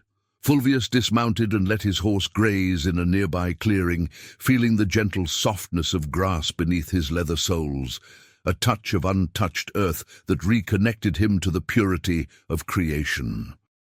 Removing his hood, he let the cool forest air brush against his face, washing away the dust and sweat of the road. He sat beneath a great beech, whose bark felt cool beneath his fingertips, and began to meditate, focusing on slow, measured breaths. This contemplative rest was not sleep nor physical reprieve, but a state of inner vigilance, a wordless prayer where he sought the voice of God within the silence of creation. The monk reflected on the difference between this silence and the one that had fallen over Montferrat after the pyre. One was born of peace and reflection, the other of fear and repression. He understood now that freedom of thought was as vital to the soul as air to the body. He recalled a medieval belief that forests were liminal realms, at once sacred and dangerous, haunted by spirits, demons, and miracles. Yet they were also sanctuaries for hermits who withdrew from the world to seek the divine in solitude. Fulvius thought of those hermits living from charity and wild roots, and realized that Agnes in her cabin by the woods had shared that archetype, a seeker of wisdom who dwelled at the edge between civilization and wilderness. He closed his eyes and breathed in the forest's perfume, damp earth, decaying leaves, and the deep, living musk of mushrooms, a fragrance of both life and death, reminding him of the eternal cycle of nature and the impermanence of all human endeavor. Opening his breviary, not to recite but to gaze at the discreet map of herbs he had drawn, he traced the parchment lightly with his fingertips, a tactile reminder of his vow to safeguard the healer's knowledge. The grove offered him a poetic vision, sunlight filtering through the canopy, scattering pools of gold upon the mossy ground, an image of divine order and harmony, a balm for his weary spirit. He thought again of Agnes's embroidered linen, that simple object that had become a vessel for reflection. Its texture and hidden meaning were, to him, a relic of folk wisdom that even the Inquisition had failed to erase. The silence around him was more than the absence of noise.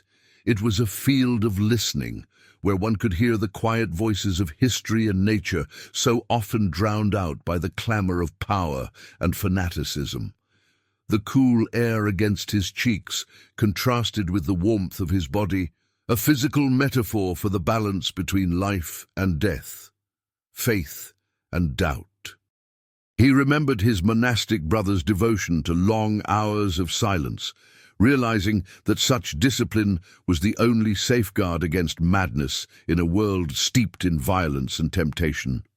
His eyes lingered on the moss clinging to the beech trunk, velvety and green, a small miracle of resilience, thriving even in shadow, a living lesson in endurance.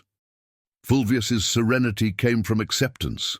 The busy fair and the quiet forest, written knowledge and oral tradition, condemnation and preservation, all were necessary opposites in the fullness of existence. He listened to the slow, steady rhythm of his own heartbeat, proof of life and grace, a small human miracle he often overlooked. He remembered a hermit from his youth who used to say that the truest form of prayer was total silence, for only in silence could the soul meet God without the barrier of words.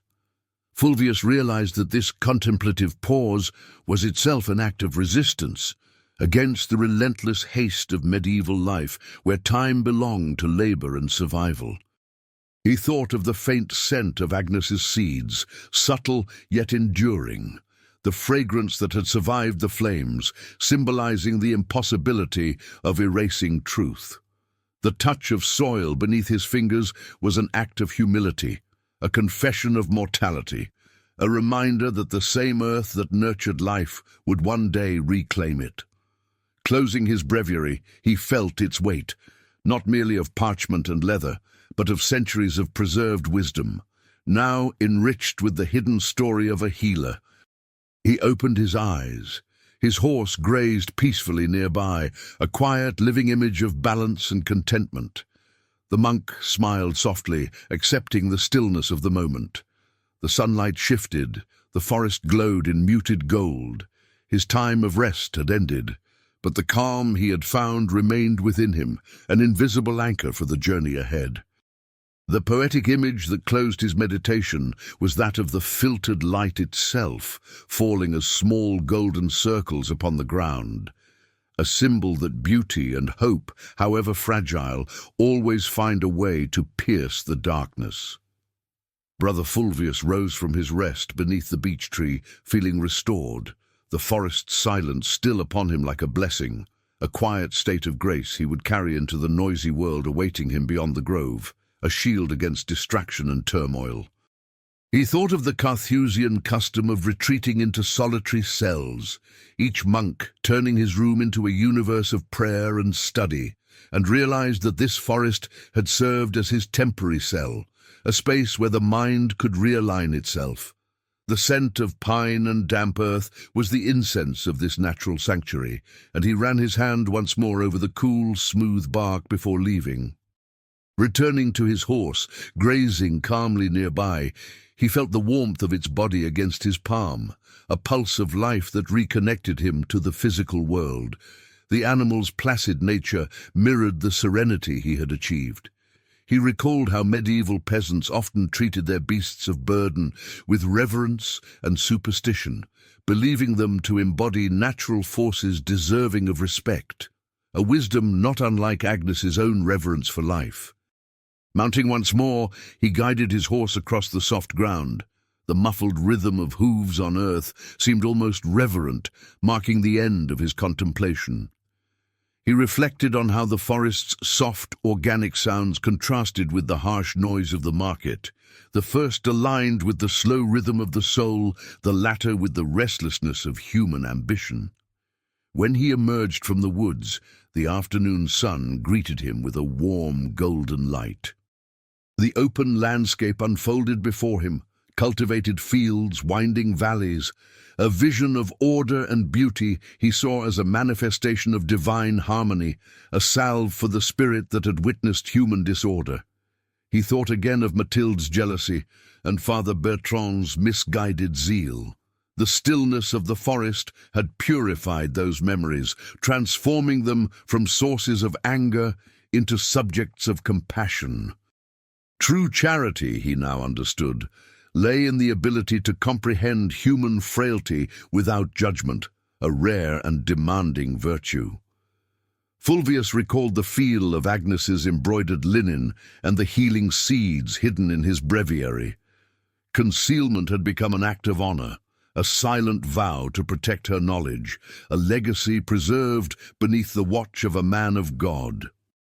Along the roadside, he noticed small cairns of stone at the crossroads, a medieval custom marking paths and invoking divine protection for travelers.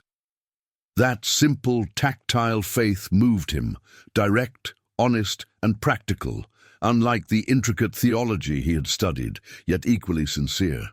He pondered the contrast between Agnes's healing, rooted in the earth, and the Church's cures by saintly intercession. By condemning her craft, the Church had divided what should never have been separated, the spiritual and the material. True healing, he mused, must unite both. The wind swept softly across the fields, carrying with it the rhythm of a distant melody. To Fulvius, it sounded like a Gregorian chant sung by creation itself, a prayer without words, guiding his slow, steady pace. He focused on the clay road beneath him, its hues of red and ochre blending with the green of the fields, a palette of life and fertility, a reminder of the earth's sacred power to nourish and to heal, a gift Agnes had understood intimately.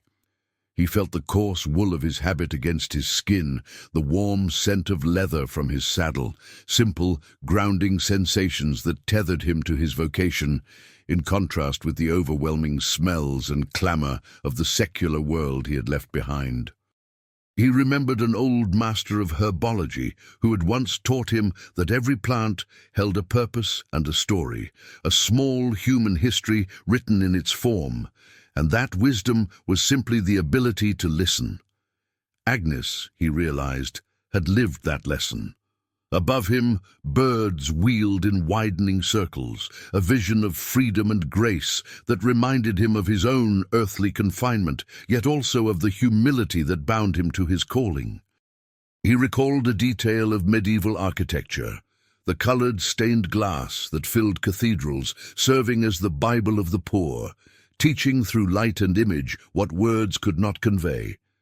It was another union of art and faith, a harmony of form and devotion.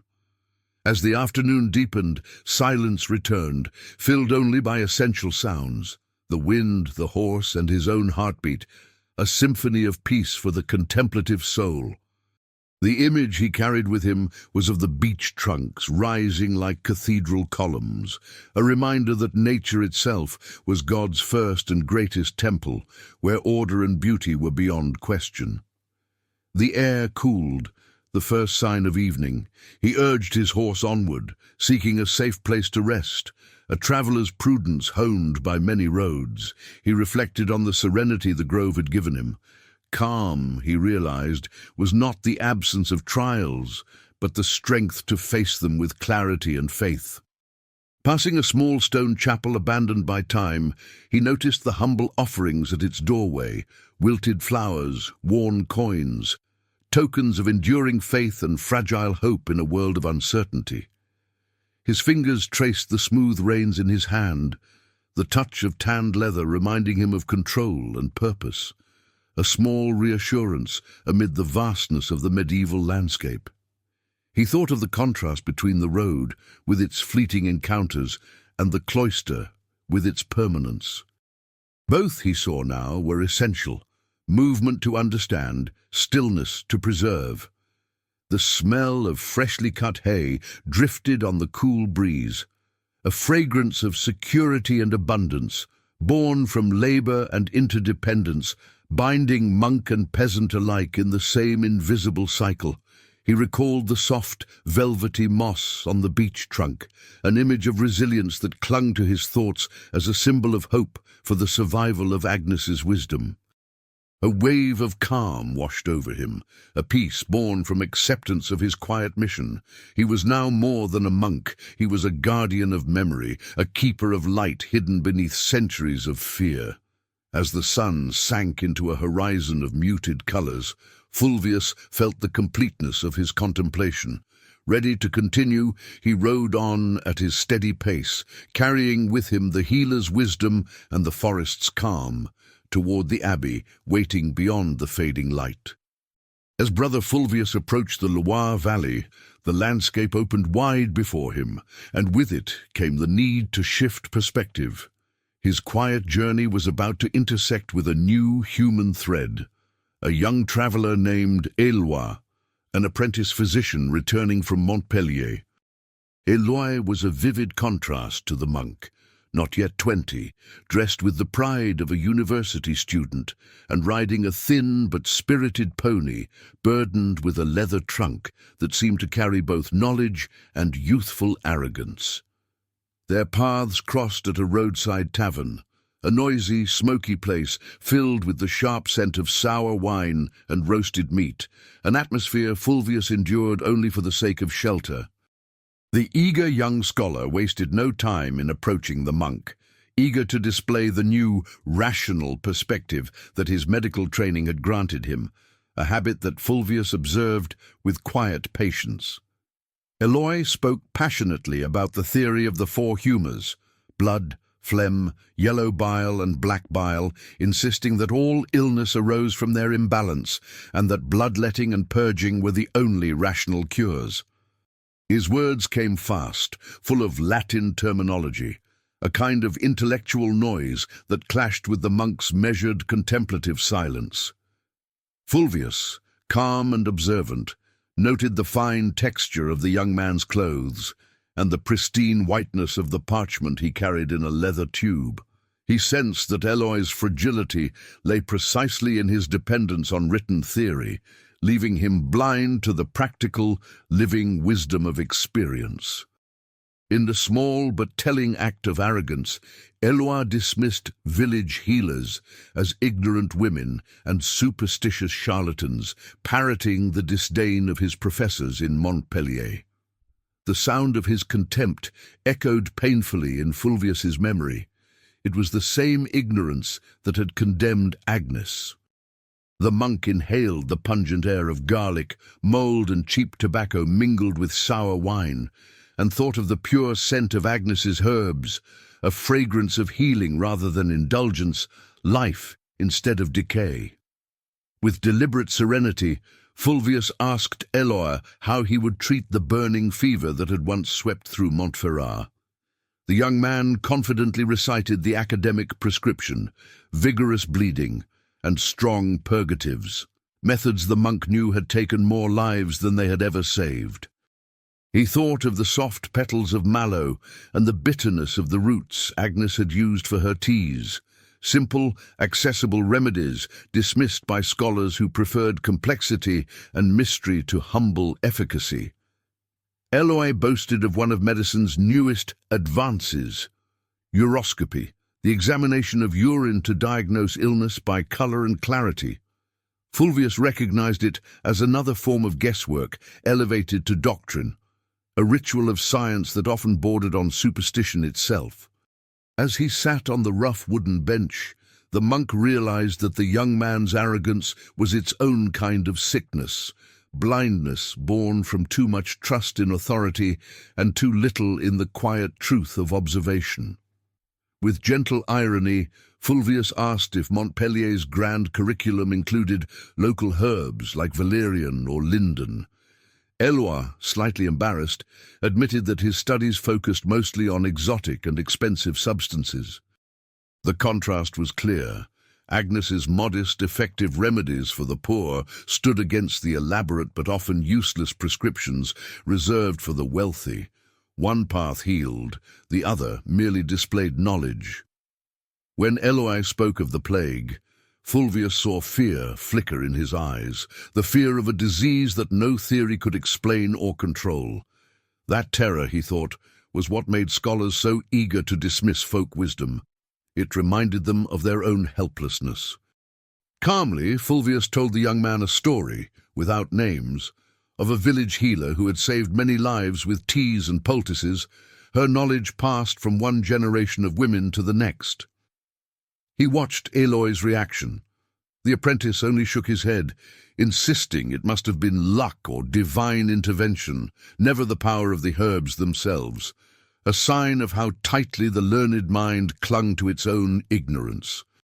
The cloying scent of poor wine filled the air, making Fulvius long for the cool purity of the forest he had left behind. He felt an urge to leave the stifling atmosphere of presumption and return to the clarity of solitude. His tale of the nameless healer was, in truth, an act of devotion, a quiet way to honor Agnes by turning her tragedy into a parable about humility and the limits of human knowledge. Perhaps it would plant a seed of doubt in the young man's heart. He focused for a moment on Eloi's leather chest, dark, polished and full of precious books and instruments, and thought of Agnes's simple ashwood box, hidden yet filled with truer wisdom for daily life.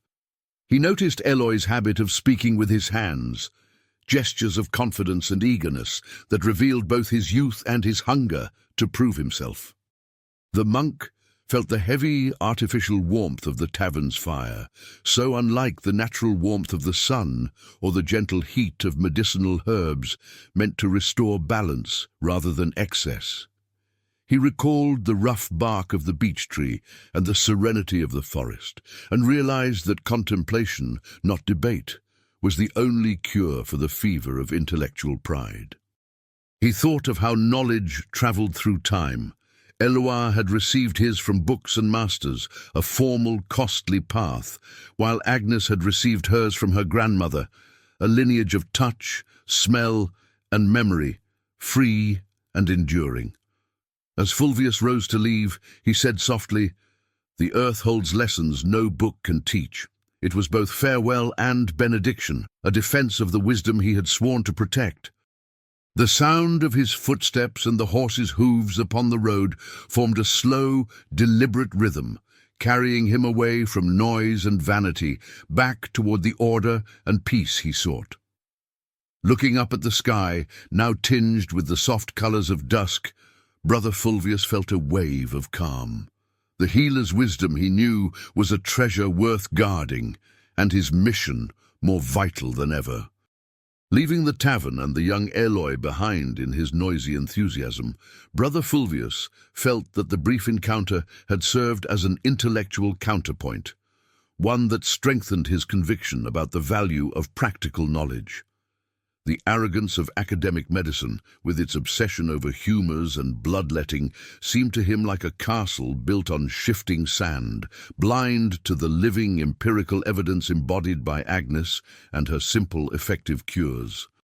The road now wound through vineyards, and the air was filled with the rich, sweet scent of ripe grapes, a fragrance of abundance and honest labour, the very essence of life in the Loire Valley. He noticed the texture of the vine's leaves, feeling in their roughness the tangible rhythm of prosperity and the fragile cycle of harvest, a small human story of devotion and dependence on climate and soil. He focused on a new purpose in his journey, not merely reaching the abbey, but carrying with him the wisdom of Montferrat, integrating Agnes's earthly healing into his spiritual worldview. It was a quiet synthesis between the knowledge of books and the skill of hands, the truest form of charity. Fulvius thought of the contrast between Eloy's fine student robes and the coarse tunics of the peasants working the fields. The young scholar's wealth, he realized, was a kind of ignorance, an unawareness of real suffering, something only the earth and illness could teach. He recalled a curious historical fact. The first medical universities of Europe, like Montpellier, owed much to Arab influence, cultures that deeply valued herbs and spices for healing. Ironically, Eloi, in his Latin pride, ignored the very roots of his own science. The warm afternoon sun pressed gently against his back, a natural, comforting warmth that reminded him of how perfect the balance of nature was, unlike the excesses of man-made comforts such as the tavern's fire. He focused on the rhythmic sound of his horse's hooves against the path, a steady beat that guided his meditation. The countryside's quiet, broken only by those essential sounds, was the antidote to the hollow noise of theories untested by life. He thought again of the beech tree's rough bark, its raw honesty contrasting sharply with the deceptive smoothness of Eloy's parchment, where dangerous ideas had been neatly written.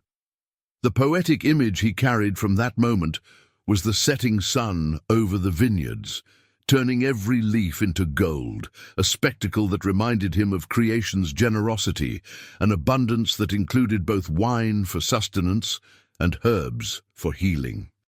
He remembered the firm, confident way Agnes prepared her teas and compared it to Eloy's hesitant hand as he explained bloodletting, the difference between intuitive knowledge and pretentious learning, subtle but profound. Passing a small Romanesque chapel with thick stone walls, he noticed the villagers' habit of tying sprigs of rue and rosemary to the door, a quiet story of faith and protection where sacred and medicinal hopes intertwined. The mingling scent of rosemary, rue, and incense filled the air, and Fulvius understood that for the common folk, the holy and the healing were one and the same, two paths toward salvation that the Church too often tried to separate. He reflected on the oral transmission of knowledge, the fragility and the strength of Agnes's legacy. Because her wisdom was not written, it could not be confined, owned, or distorted. It lived, passed hand to hand, like a prayer. He looked at the dark brown soil of the vineyards, rich and fertile, and felt its texture in his imagination, a touch of hope itself. The earth was the source of all life and all healing, and Agnes had been its most faithful interpreter. The serenity he felt now, he realized, came from accepting the dual nature of his life. The cloister gave him order, the road gave him truth. Both were necessary for the balance of his soul. He thought of the beggar woman's outstretched hand and how the need for charity and the need for healing were twin faces of human misery, both deserving of compassion and care. A group of children ran past, their laughter echoing across the fields.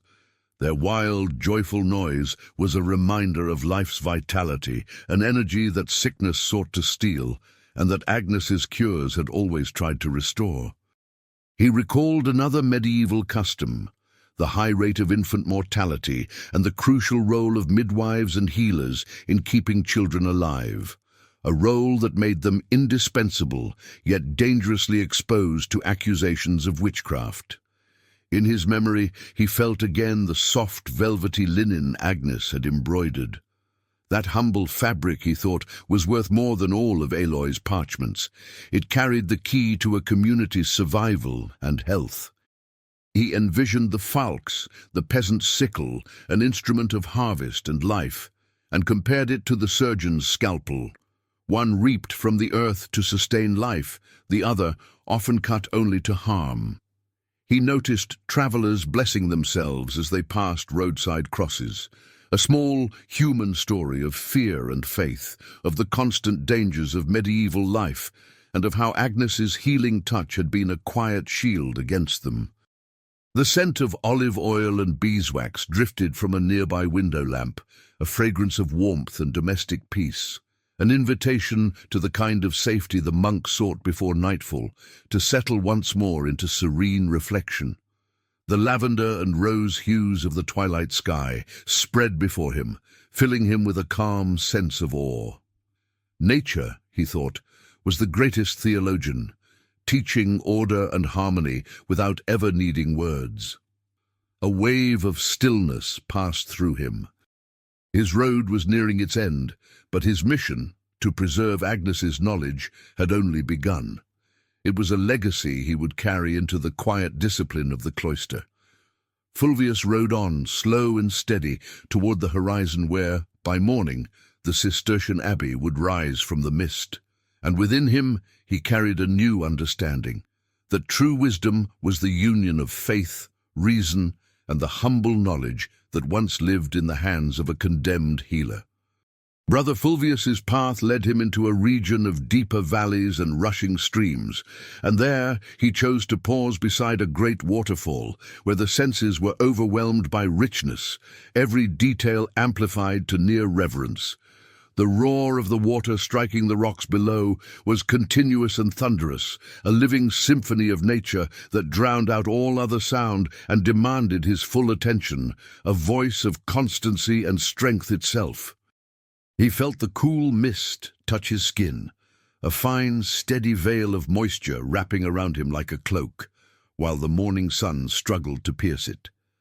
That contrast, the chill of water and the warmth of light, seemed to him a perfect metaphor for the spiritual life, faith's comfort intertwined with the trials of doubt, both necessary, both sacred.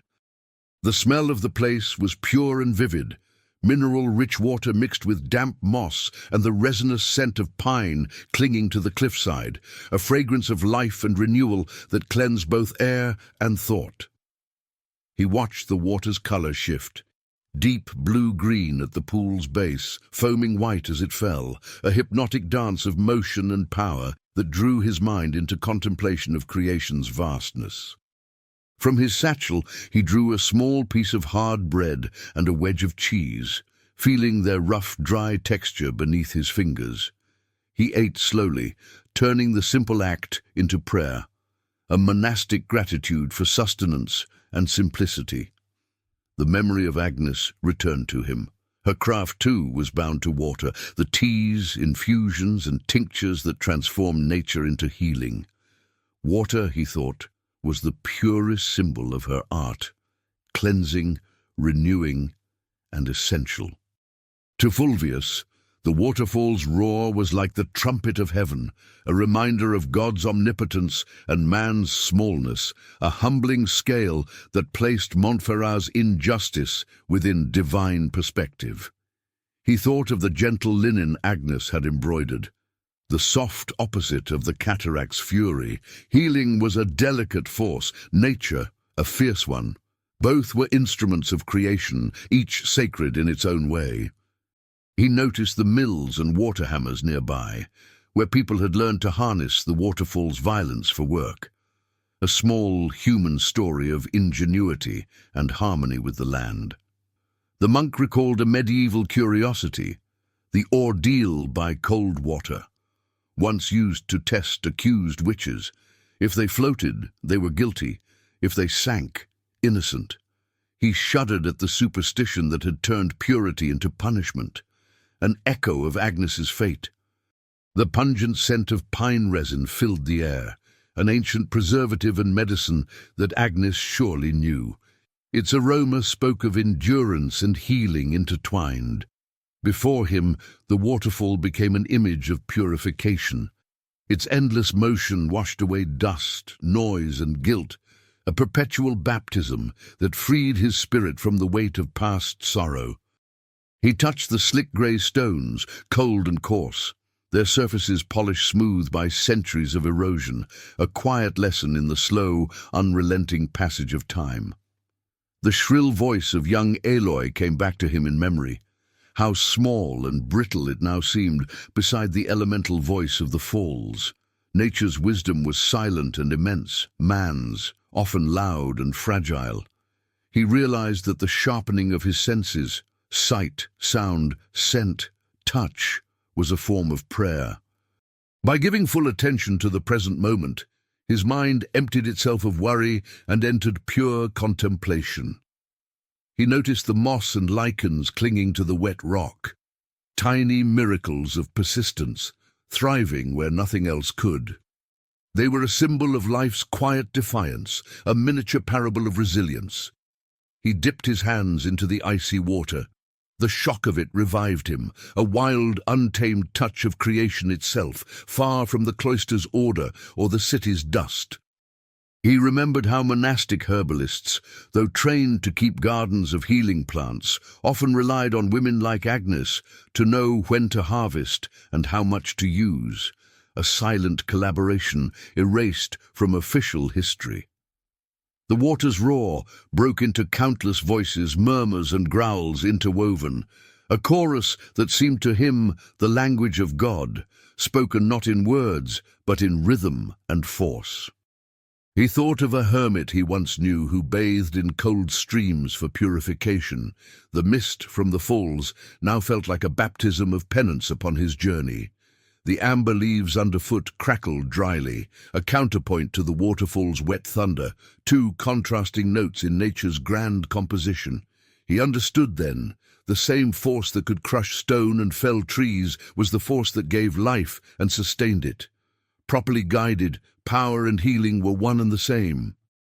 The faint scent of oil and bread lingered on his fingers, human sustenance blending with the fragrance of the forest, matter and spirit joined in quiet gratitude. Looking upward, he traced the line where the water met the sky, a vision of infinity and eternity, a reminder that human suffering is brief but beauty endures. Rising at last, Brother Fulvius felt renewed. The roar of the water, the scent of pine, and the cool mist clinging to his robe had become treasures of serenity, reminders of nature's strength and of the peace that flows from understanding it. Brother Fulvius resumed his journey, though the roar of the waterfall and the cool mist still lingered in his memory, a sound and a touch he used to keep his mind alert and his perspective clear. They were echoes of nature's raw strength, preparing him for the measured order of the abbey ahead. He realized that the sharpening of his senses had anchored him in the present moment, a practice he would one day recommend to his brothers as a form of active meditation, transforming travel itself into a spiritual exercise. He reflected that the waterfall's relentless power was a symbol of divine justice, wearing down stone with the slow patience of time. To him, it was a poetic metaphor for the gradual and inevitable revelation of truth, which he hoped would one day cleanse Agnes's name of the charge of witchcraft. The lingering memory of mist against his skin was a quiet reminder of that same persistent, unseen force. As he rode on, Fulvius began to notice the world around him with renewed attention. The narrow deer trails twisting through the woods, the mingled scent of pine and wild animals, a subtle human story of coexistence between wilderness and settlement in the Middle Ages. He saw balance everywhere, between hunting and preservation, need and restraint. He recalled a historical curiosity that medieval forests were divided into royal or lordly woods reserved for noble hunts and common woods where peasants gathered firewood and herbs. That simple distinction shaped survival itself for people like Agnes. The pine needles crunched softly beneath the horse's hooves, a dry, crisp sound that contrasted beautifully with the waterfall's wet roar. Fulvius marveled at the complexity of this living soundscape, proof of creation's endless variety and the richness of its sensory fabric. He passed a woodcutter at work, the rhythmic thud of the axe echoing through the forest. It was a sound of honest labor, a human rhythm that sustained society by providing the wood for fires, homes, and monastery scriptoria alike. The monk noticed how, after each swing, the man paused to wipe sweat from his brow, a small gesture of humility and perseverance that Fulvius respected deeply, seeing in it a form of penance and devotion as sacred as prayer. The scent of fresh-cut wood and sawdust hung in the air, sharp and earthy, blending with the smell of moss and soil, a fragrance of human toil merging with the wild perfume of the forest, a harmony of opposites. He remembered the rough bark of the beech tree against his back during his earlier rest, its coarse honesty, a reminder that life was not easy but was built upon strength and truth. Fulvius's eyes lingered on the deep brown soil beneath the trees, the same fertile ground from which Agnes had drawn her remedies, the foundation of healing and sustenance, holding within its darkness all the secrets of life. He recalled the poetic image of sunlight filtering through the beech leaves, casting golden circles upon the grass, a quiet symbol of hope breaking through shadow, like truth enduring despite fear and repression. The monk thought about the conflict between those who healed life and those who sought to control it. The tragedy of Agnes, he realized, was born from that collision, between compassion and authority, between healing and power. He felt the sunlight warming his shoulders through the branches, its gentle heat calming his body, a small benediction of nature, grace made tangible after the chill of the waterfall's mist. Fulvius observed village women gathering berries and roots near the edge of the woods, a simple, ancient scene of botanical wisdom passed from mother to daughter, the true school of Agnes and all medieval healers. He recalled another medieval custom, amulets of boar teeth or pierced stones hung over cottage doors to ward off evil spirits and sickness, a fragile mixture of faith and superstition, born from the human longing for protection. He thought of Agnes crushing herbs in her mortar, her movements slow, rhythmic, deliberate, the sound of creation and restoration, the perfect counterpoint to the woodcutter's blows, destruction transformed into care. A faint trail of incense drifted from a stone shrine along the roadside, where a weathered image of the Virgin Mary stood. The sacred aroma mingled with the forest's scent, a fusion of the holy and the natural, as if heaven itself breathed through the trees. He noticed a small wildflower by the path, white and blue, its delicate petals trembling in the breeze. In its fragility, he saw beauty's quiet defiance, the reminder that life, however brief, deserved reverence and protection. Fulvius understood how the act of heightening his senses, listening, touching, smelling, freed him from the tyranny of thought. It was a meditation more powerful than reasoning, one that brought him wholly into the presence of creation. He recalled again the soft, velvety linen Agnes had embroidered. To him, that fabric was a form of language older and more intimate than Latin manuscripts, a coded prayer written in thread and patience. And in that realization, he felt that true belonging did not lie in the hierarchy of the church, but in the silent connection between man, nature, and those who lived humbly within it, like the condemned healer he now honored.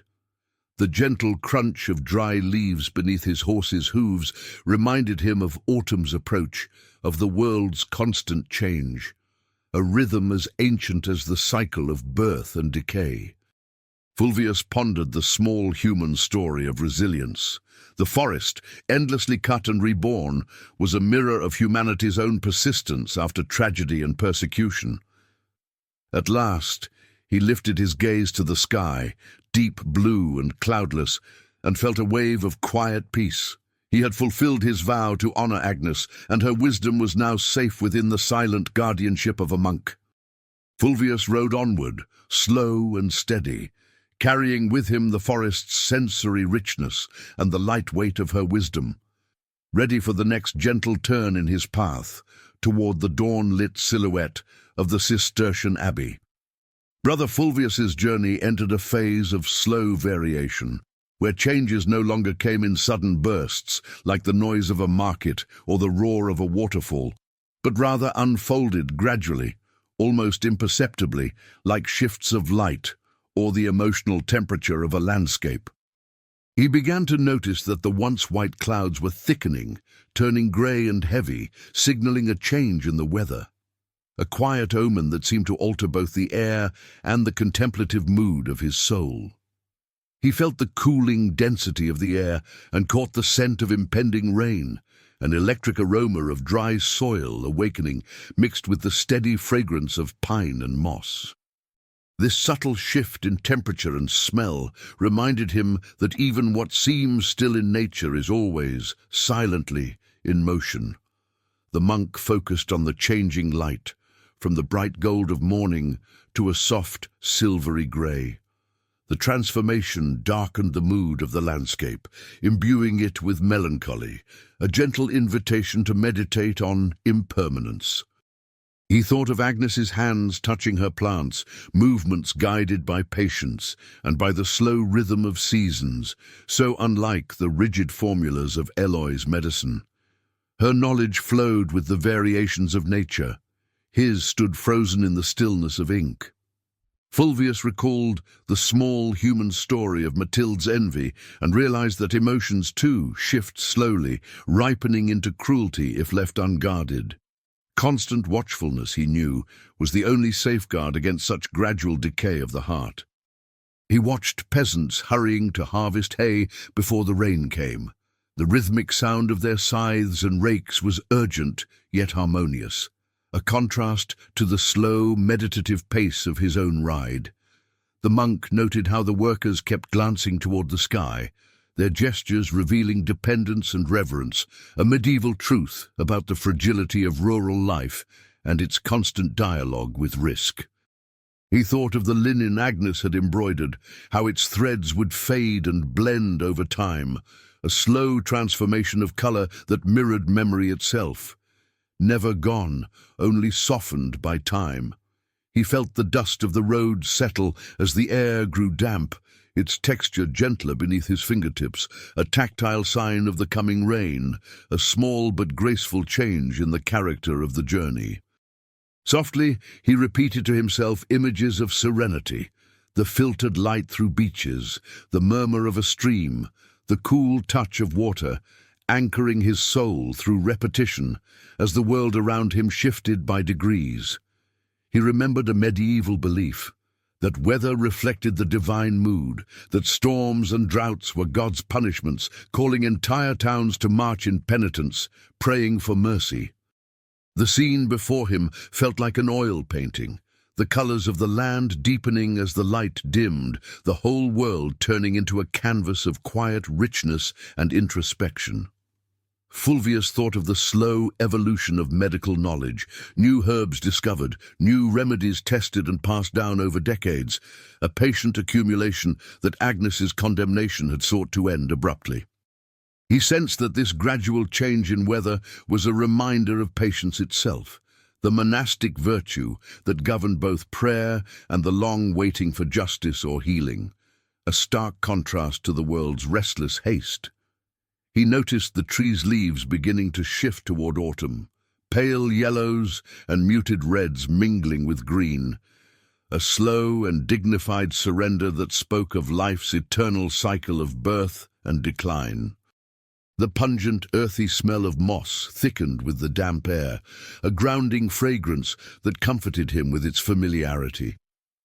He remembered the woodcutter's axe, the sound of labor, so opposite to the silence of contemplation, and reflected that life was a balance of effort and stillness, work and reflection.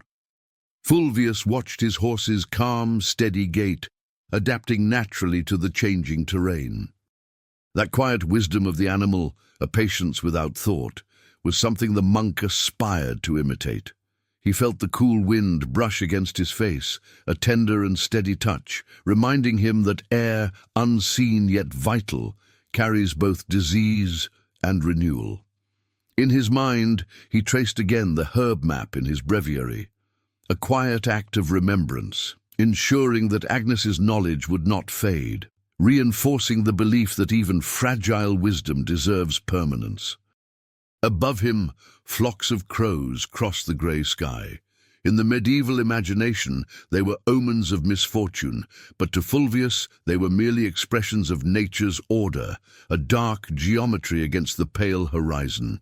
He touched the coarse wool of his robe, the texture a physical reminder of his vows and discipline, a constant thread amid the slow unfolding of weather and time.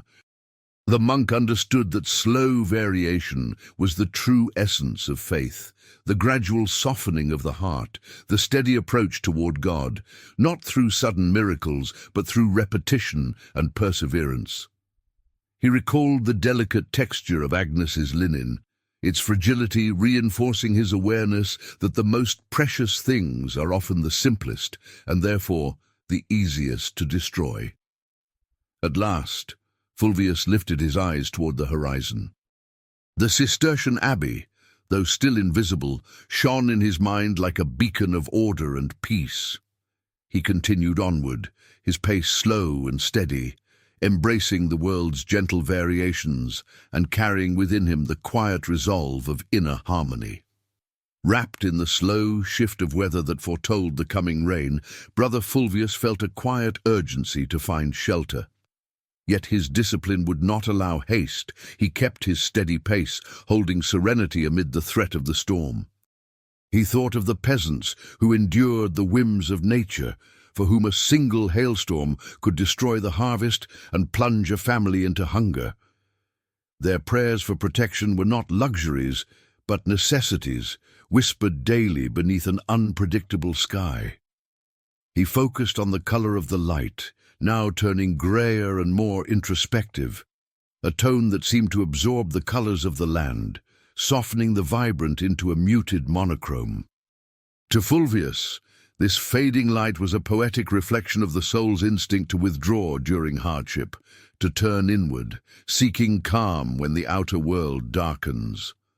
The metallic scent of ozone filled the air, mingling with the earthy perfume of wet soil and dry leaves.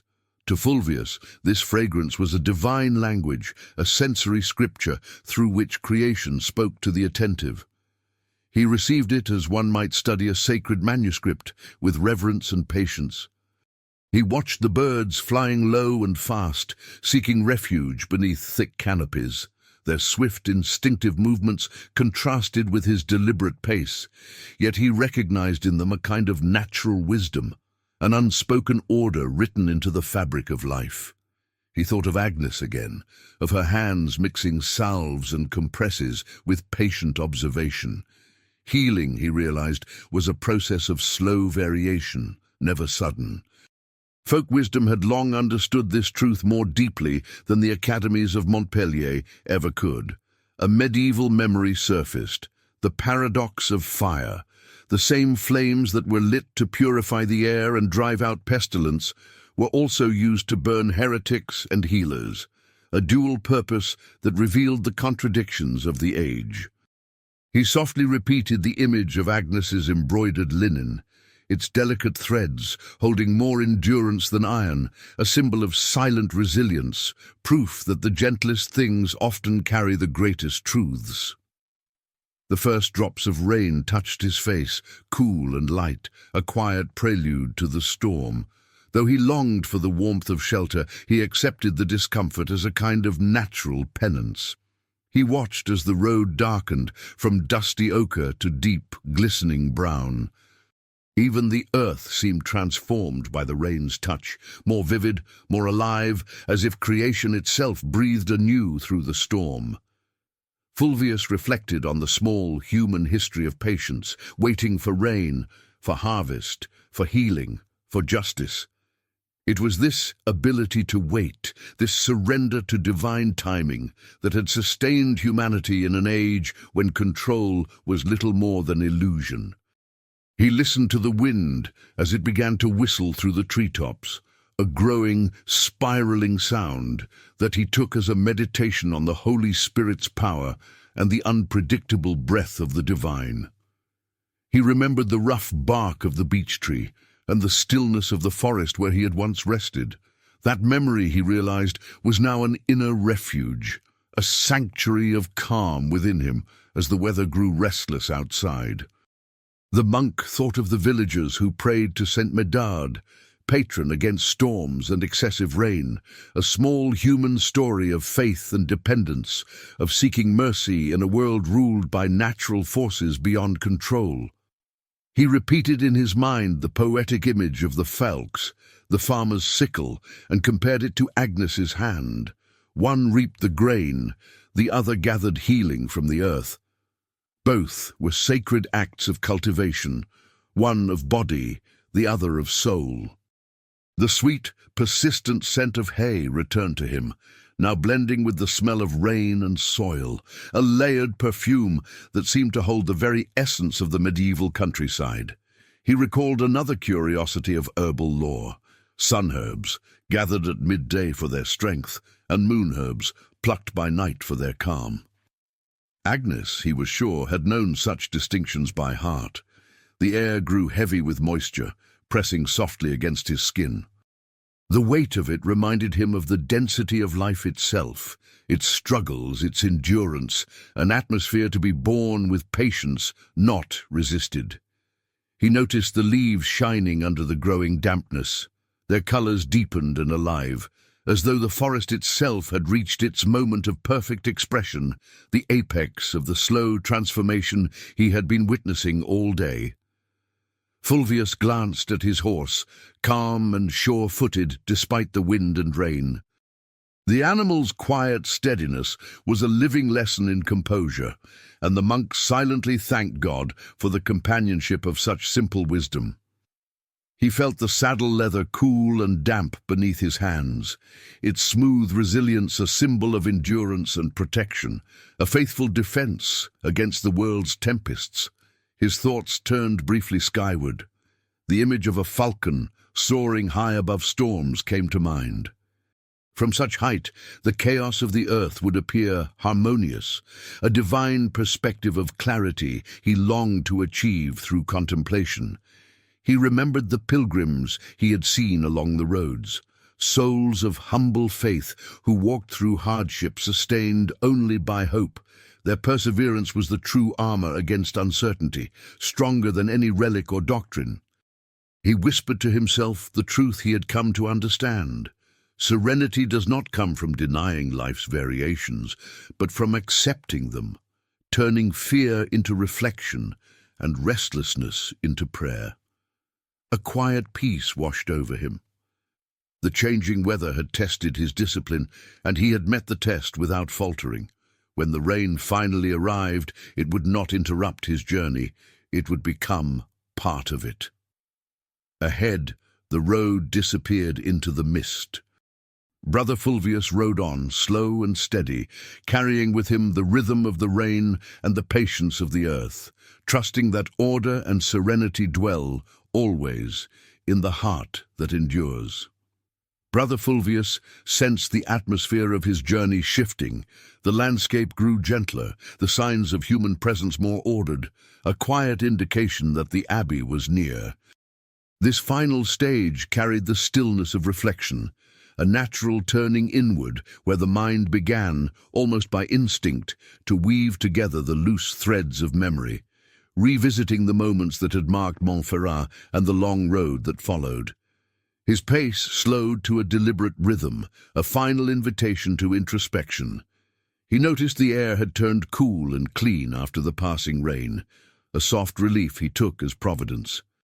The sharp scent of pine and moss from the mountains gave way to the warmer aroma of smoke and tilled earth, the smell of civilization, of order and stability. To Fulvius, this fragrance was the promise of peace, the quiet discipline of the cloister made tangible in the air. As he rode, the image of Agnes's cabin returned to him. Shrouded in morning mist, it stood as a poetic symbol of hidden truth and rescued wisdom, a light salvaged from the fire. The act of remembering, he realized, was itself a form of preservation, a small prayer of fidelity to the condemned healer's memory. He thought of Agnes's calm and confident hands preparing her teas, and of young Eloy's restless theoretical gestures. True knowledge, Fulvius concluded, lived not in words or theories, but in the precision of hands that worked with care. It was a lesson he would carry back to the abbey, a quiet challenge to the authority of texts that lacked the test of practice. In his mind, he felt again the soft, velvety linen Agnes had embroidered, its coded patterns now a focus of meditation on the small, unrecorded histories. The silent transmission of women's wisdom that official chronicles had long sought to erase. He recalled the bitterness of Matilda's envy and saw in it a parable of how malice destroys from within. Faith and knowledge, he thought, were shields against such smallness of soul. Agnes's tragedy had become, in his eyes, a fable about the danger of jealousy disguised as religious zeal. Passing a group of peasants building a barn, Fulvius listened to the rhythmic cadence of hammers and saws, a sound of creation and community. It felt like a song of repair, a counterpoint to the destructive noise of the Inquisition's fires. He remembered a historical detail, that most rural homes of the 10th century were built with wattle and daub, wood and clay, simple materials like those Agnes had used for her hut. Simplicity, he reflected, was the truest architecture of endurance. The scent of lime and freshly cut wood reached him, an aroma of work and settlement mingling with that of soil and grain. It was a fragrance of order and future, preparing him for the structured world awaiting him within the abbey walls. He quietly revisited the image of the herb map in his breviary, an act of devotion in itself, ensuring that Agnes's knowledge would not fade. The sacred book had become, in his keeping, a reliquary of earthly wisdom. He thought of the rough tavern bench where he'd sat with Aloy, and contrasted it with the smooth beech bark of his forest meditations. Life, he mused, was made of textures. The comfort lay not in their sameness, but in learning to accept their constant change. The afternoon light softened to gold, casting the world in hues of closure and calm. Fulvius felt its warmth as a benediction, a visual hymn to peace, inviting the spirit to rest in quiet anticipation of the journey's end. He remembered the beggar woman's hand, extended in silent plea, a fragile gesture that embodied all of life's vulnerability and the eternal need for compassion and healing. To him, these two acts were the truest expressions of faith made flesh. He realized that his nearing the abbey was not merely the end of a journey, but a return in full circle. To order, yes, but now illuminated by the disorder he had witnessed. The symmetry of it filled him with peace. The memory of the waterfall's roar returned, the raw force of water wearing down stone, and he saw in it the persistence of memory itself, eroding the injustice of forgetting as gently and relentlessly as a river shapes its bed. The air cooled quickly as dusk approached. Fulvius urged his horse forward just enough to reach shelter before nightfall, guided by the growing awareness that every hardship on the road had carried its lesson. He reflected on the resilience of Montferrat's villagers, their will to rise again after plague and persecution, a living testament to humanity's stubborn endurance. The clouds ahead thinned and broke apart into soft grey ribbons across the horizon. Their quiet dispersal mirrored the purification of his own thoughts, the restoration of inner order after sorrow.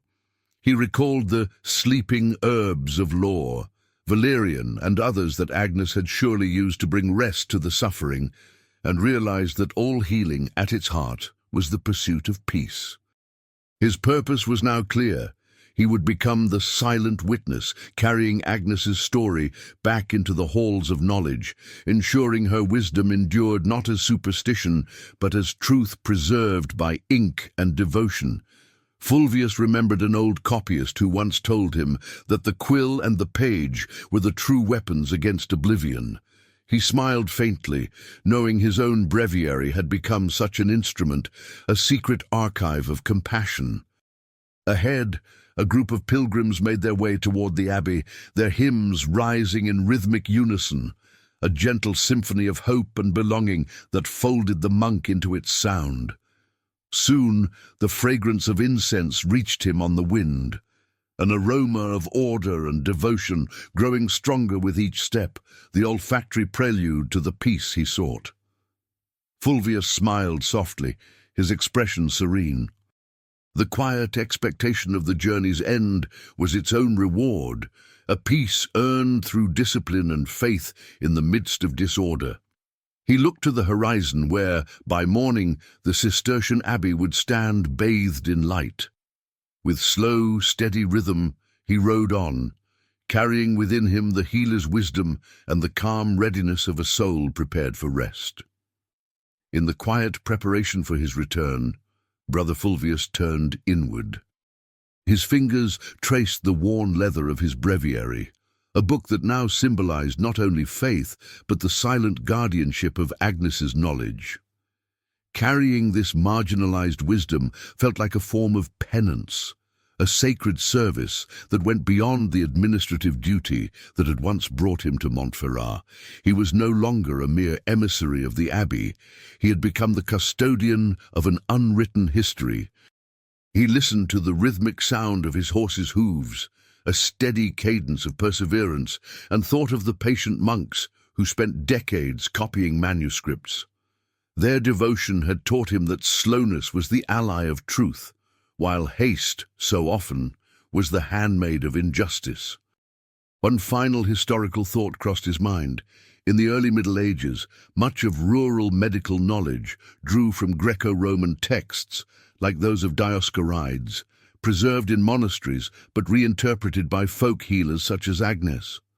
The bridge between classical and popular wisdom, he realized, had always been built by women working quietly in the shadows. Fulvius recalled Agnes's careful hands selecting herbs, precise, deliberate and wise, so different from Eloy's proud, untested gestures. The distance between the book and the soil, he thought, was the true source of blindness. The light of dusk painted the sky in gentle shades of violet and rose, a tranquil palette that felt like a benediction, an invitation to rest, to prepare for night, and for the end of a long spiritual journey. The fragrance of incense grew stronger with every step, signaling the nearness of the abbey, a scent of order, prayer, and permanence, so unlike the acrid smoke of fear and ashes that had hung over Montferrat. This was the perfume of refuge and redemption. He thought of the waterfall again, its relentless cleansing force, and understood that truth, like water, could not be stopped. In time, it would reveal both Agnes's innocence and the frailty of those who had condemned her. Along the roadside, peasants returned home carrying branches of olive and willow to bless their livestock. Their simple gestures reflected an ancient harmony of faith and superstition, a small human story of protection that no decree of the church could ever fully erase. The evening air turned colder, brushing against his skin. Fulvius longed for the warm security of his monastic cell, but he also felt compassion for human fragility, the same frailty Agnes had spent her life easing. He ran his hand over the rough wool of his robe, a physical reminder of poverty and discipline, and contrasted it with the delicate linen Agnes had embroidered, rich in texture and meaning, the fabric of a wisdom both humble and profound. He reflected on the resilience of Montferrat, the village's quiet rebuilding after plague and injustice, a living proof of life's stubborn will to continue, and of community as humanity's deepest strength. Softly, he repeated the images of serenity that had guided him: the beggar's calm, the forest's silence, the order of nature. Repetition became prayer, and prayer became peace, preparing his spirit for arrival. He remembered the taste of the hard bread he had eaten on the road, a flavor of endurance and sacrifice, contrasted with the herbal sweetness of Agnes's teas. Life, he thought, was made of both bitterness and grace, each necessary to the other. The distant sound of pilgrims singing hymns drifted through the twilight, a chorus of devotion that pulled him gently toward the community that awaited him. He thought of the soft moss on the beech tree, how it thrived in shade. Agnes's knowledge, too, would endure quietly, growing in the dim places the light did not reach. On the horizon, the faint lantern of the abbey's tower flickered to life, a steady beacon of order and learning.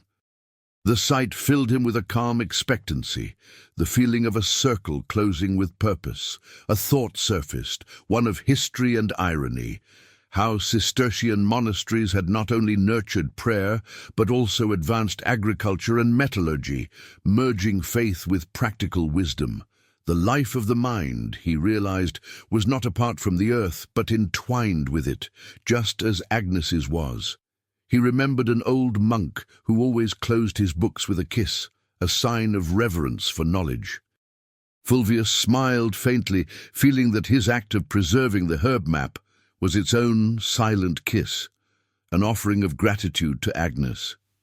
He realized now that this ending was not truly an end, but a beginning, a bridge between the logic of the cloister and the wisdom of the soil, a union of theology and botany within his own soul.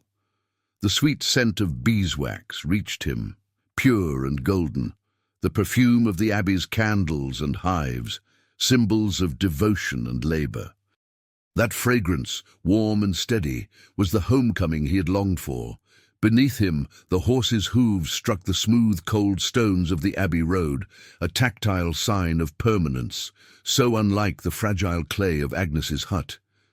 Yet both, he realized, held their own kind of truth. He thought of Agnes's oral legacy, knowledge meant to be practiced, lived, and passed on. His mission now was to become the living memory of that tradition, to keep it breathing inside the silence of the scriptorium. Peace surrounded him.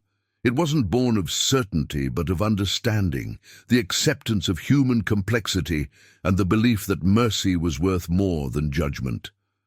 Fulvius felt a deep calm, a mutual anticipation between him and the abbey. The monastery waited with its order. He approached with new wisdom and purpose. Ahead, the massive silhouette of the Cistercian abbey emerged from the darkness, a steadfast tower of stone and silence.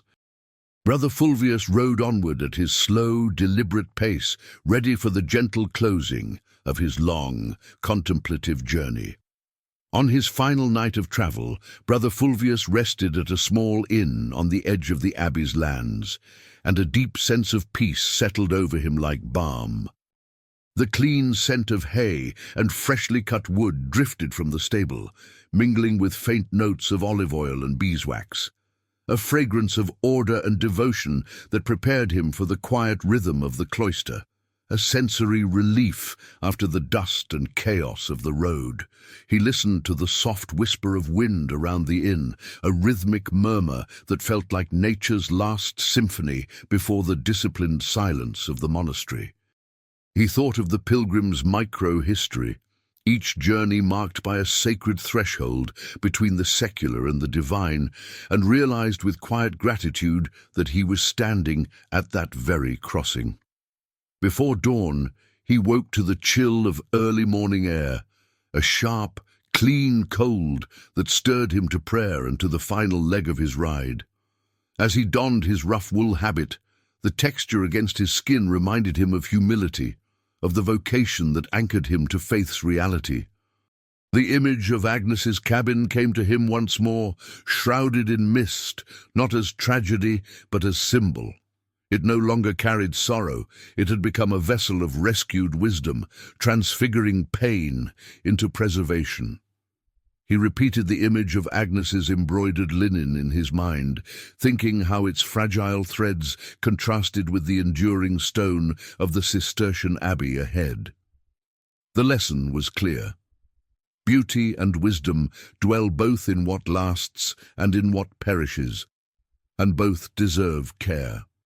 The aroma of incense grew stronger as he rode, a scent of order and liturgy, of permanence and purpose, so unlike the smoke of fear and judgment he had breathed in Montferrat. He thought of the rough tavern bench and the soft leather of his saddle, understanding that life's textures, harsh and gentle alike, taught the same truth. Serenity comes not from comfort, but from acceptance. As the sun rose, the abbey took shape on the horizon. Its grey stone walls austere and monumental, a vision of endurance, of faith and knowledge carved into permanence. He recalled Mathilde's envy and Father Bertrand's misguided zeal. The reflection that emerged from those memories was tempered now with mercy. Ignorance could be overcome, but injustice must be remembered, not for vengeance, but for compassion. He remembered the hermit, who once told him that solitude was the only teacher that revealed truth without prejudice. His own journey had been that lesson, a pilgrimage through isolation that taught him the value of Agnes's forbidden wisdom. Crossing the polished stone bridge to the abbey, Fulvius felt the cold smoothness beneath his fingers, a tangible boundary between the world of dust and the realm of prayer and study. Then came the slow, resonant toll of the abbey bell, each note measured and deep, calling him into the timeless rhythm of prayer. A final historical thought came to him. Unlike many other orders, the Cistercians prized manual labor and self-sufficiency, maintaining gardens and herds, uniting faith with utility. It was, he realized, the same balance Agnes had lived by. He thought of young Eloy's arrogance and compared it to Agnes's gentle precision. True knowledge, he concluded, does not demand authority. It proves itself through compassion and result. The morning light spilled through the stained glass of the abbey chapel, pure, vivid color breaking across the floor. Fulvius saw it as divine beauty made visible, a radiant counterpoint to the dull grays of the road behind him. The faint aroma of olive oil filled the air, the scent of lamps that kept vigil through the long hours of night, a symbol of devotion, of unbroken labor in faith and study. He thought again of the beggar woman's hand, frail yet steadfast, and carried with him the lesson that faith meant compassion in action. The rule of Saint Benedict, he resolved, must be lived with tenderness. In his mind, the falx, the farmer's sickle, became a symbol of both harvest and healing, binding the labor of earth to the labor of spirit, uniting the sacred and the everyday. The peace surrounding him now felt complete. The journey had begun in order and ended in order, but the second was wiser, enriched by the imperfection of human experience. He noticed the coarse wool of the monks' robes as they came to greet him, textures of humility and simplicity that spoke louder than words of welcome. He remembered an old master of herbology who had once told him that healing was both knowledge and love, and Fulvius knew that Agnes's memory would remain his greatest treasure, a living legacy of both.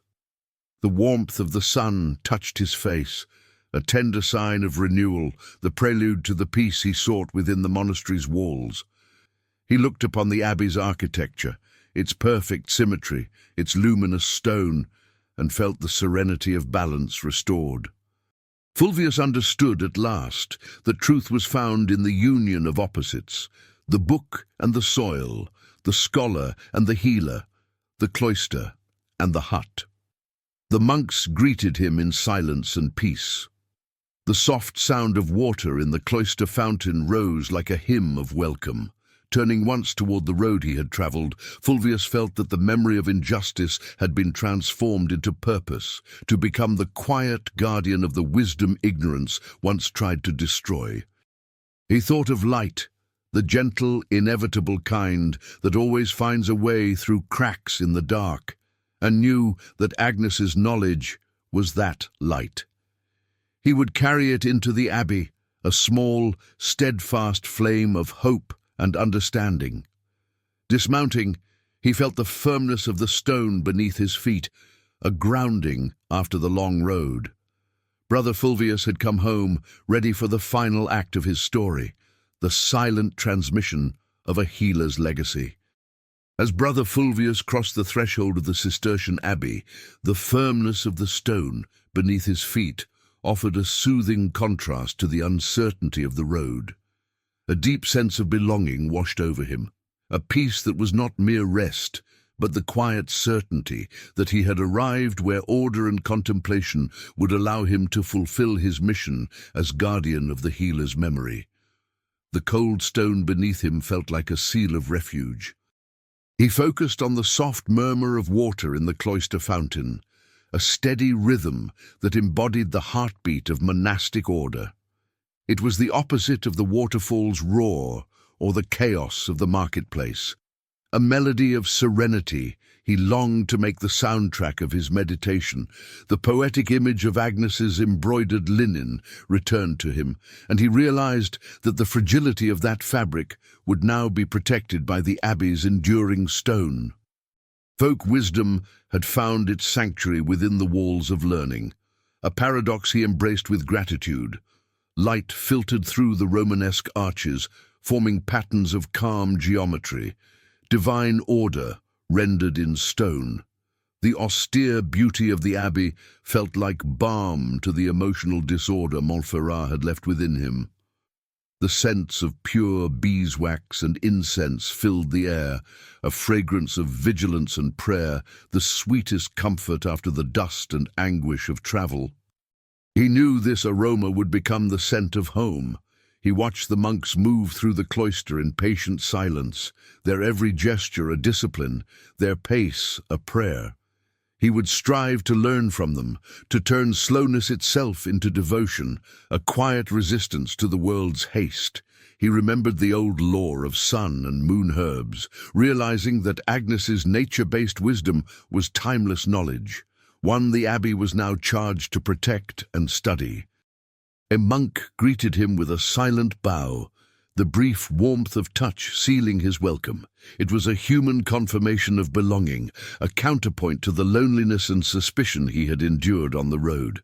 He thought of Eloy's arrogance and recognized that true learning lives at the meeting point of humility and understanding. Here, under the rule of ora et labora, that union could finally thrive. Agnes's cabin appeared again in his mind, no longer a place of tragedy, but of origin, a beacon of healing that he would quietly help preserve for generations to come. He imagined the rough texture of the abbey's ancient books, longing to touch them. Agnes's wisdom, he thought, would live between those pages, not as a headline, but as a quiet note in the margins of his breviary. The chill of the stone chapel wrapped around him, softened by faith itself. He understood then that the spiritual life was a constant search for warmth, grace found amid the coldness of the world. He returned to the image of light, always finding a fissure, and knew that Agnes's forbidden knowledge would shine again, discreetly, through study and devotion.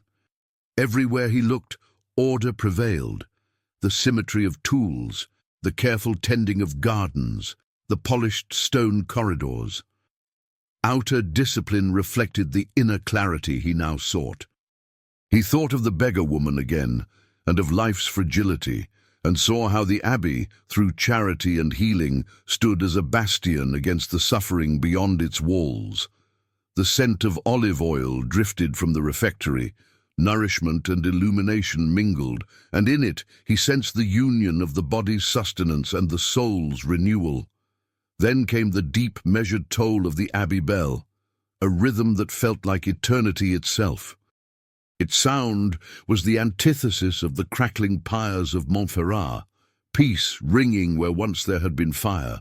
He remembered his faithful horse and felt gratitude for its steady companionship.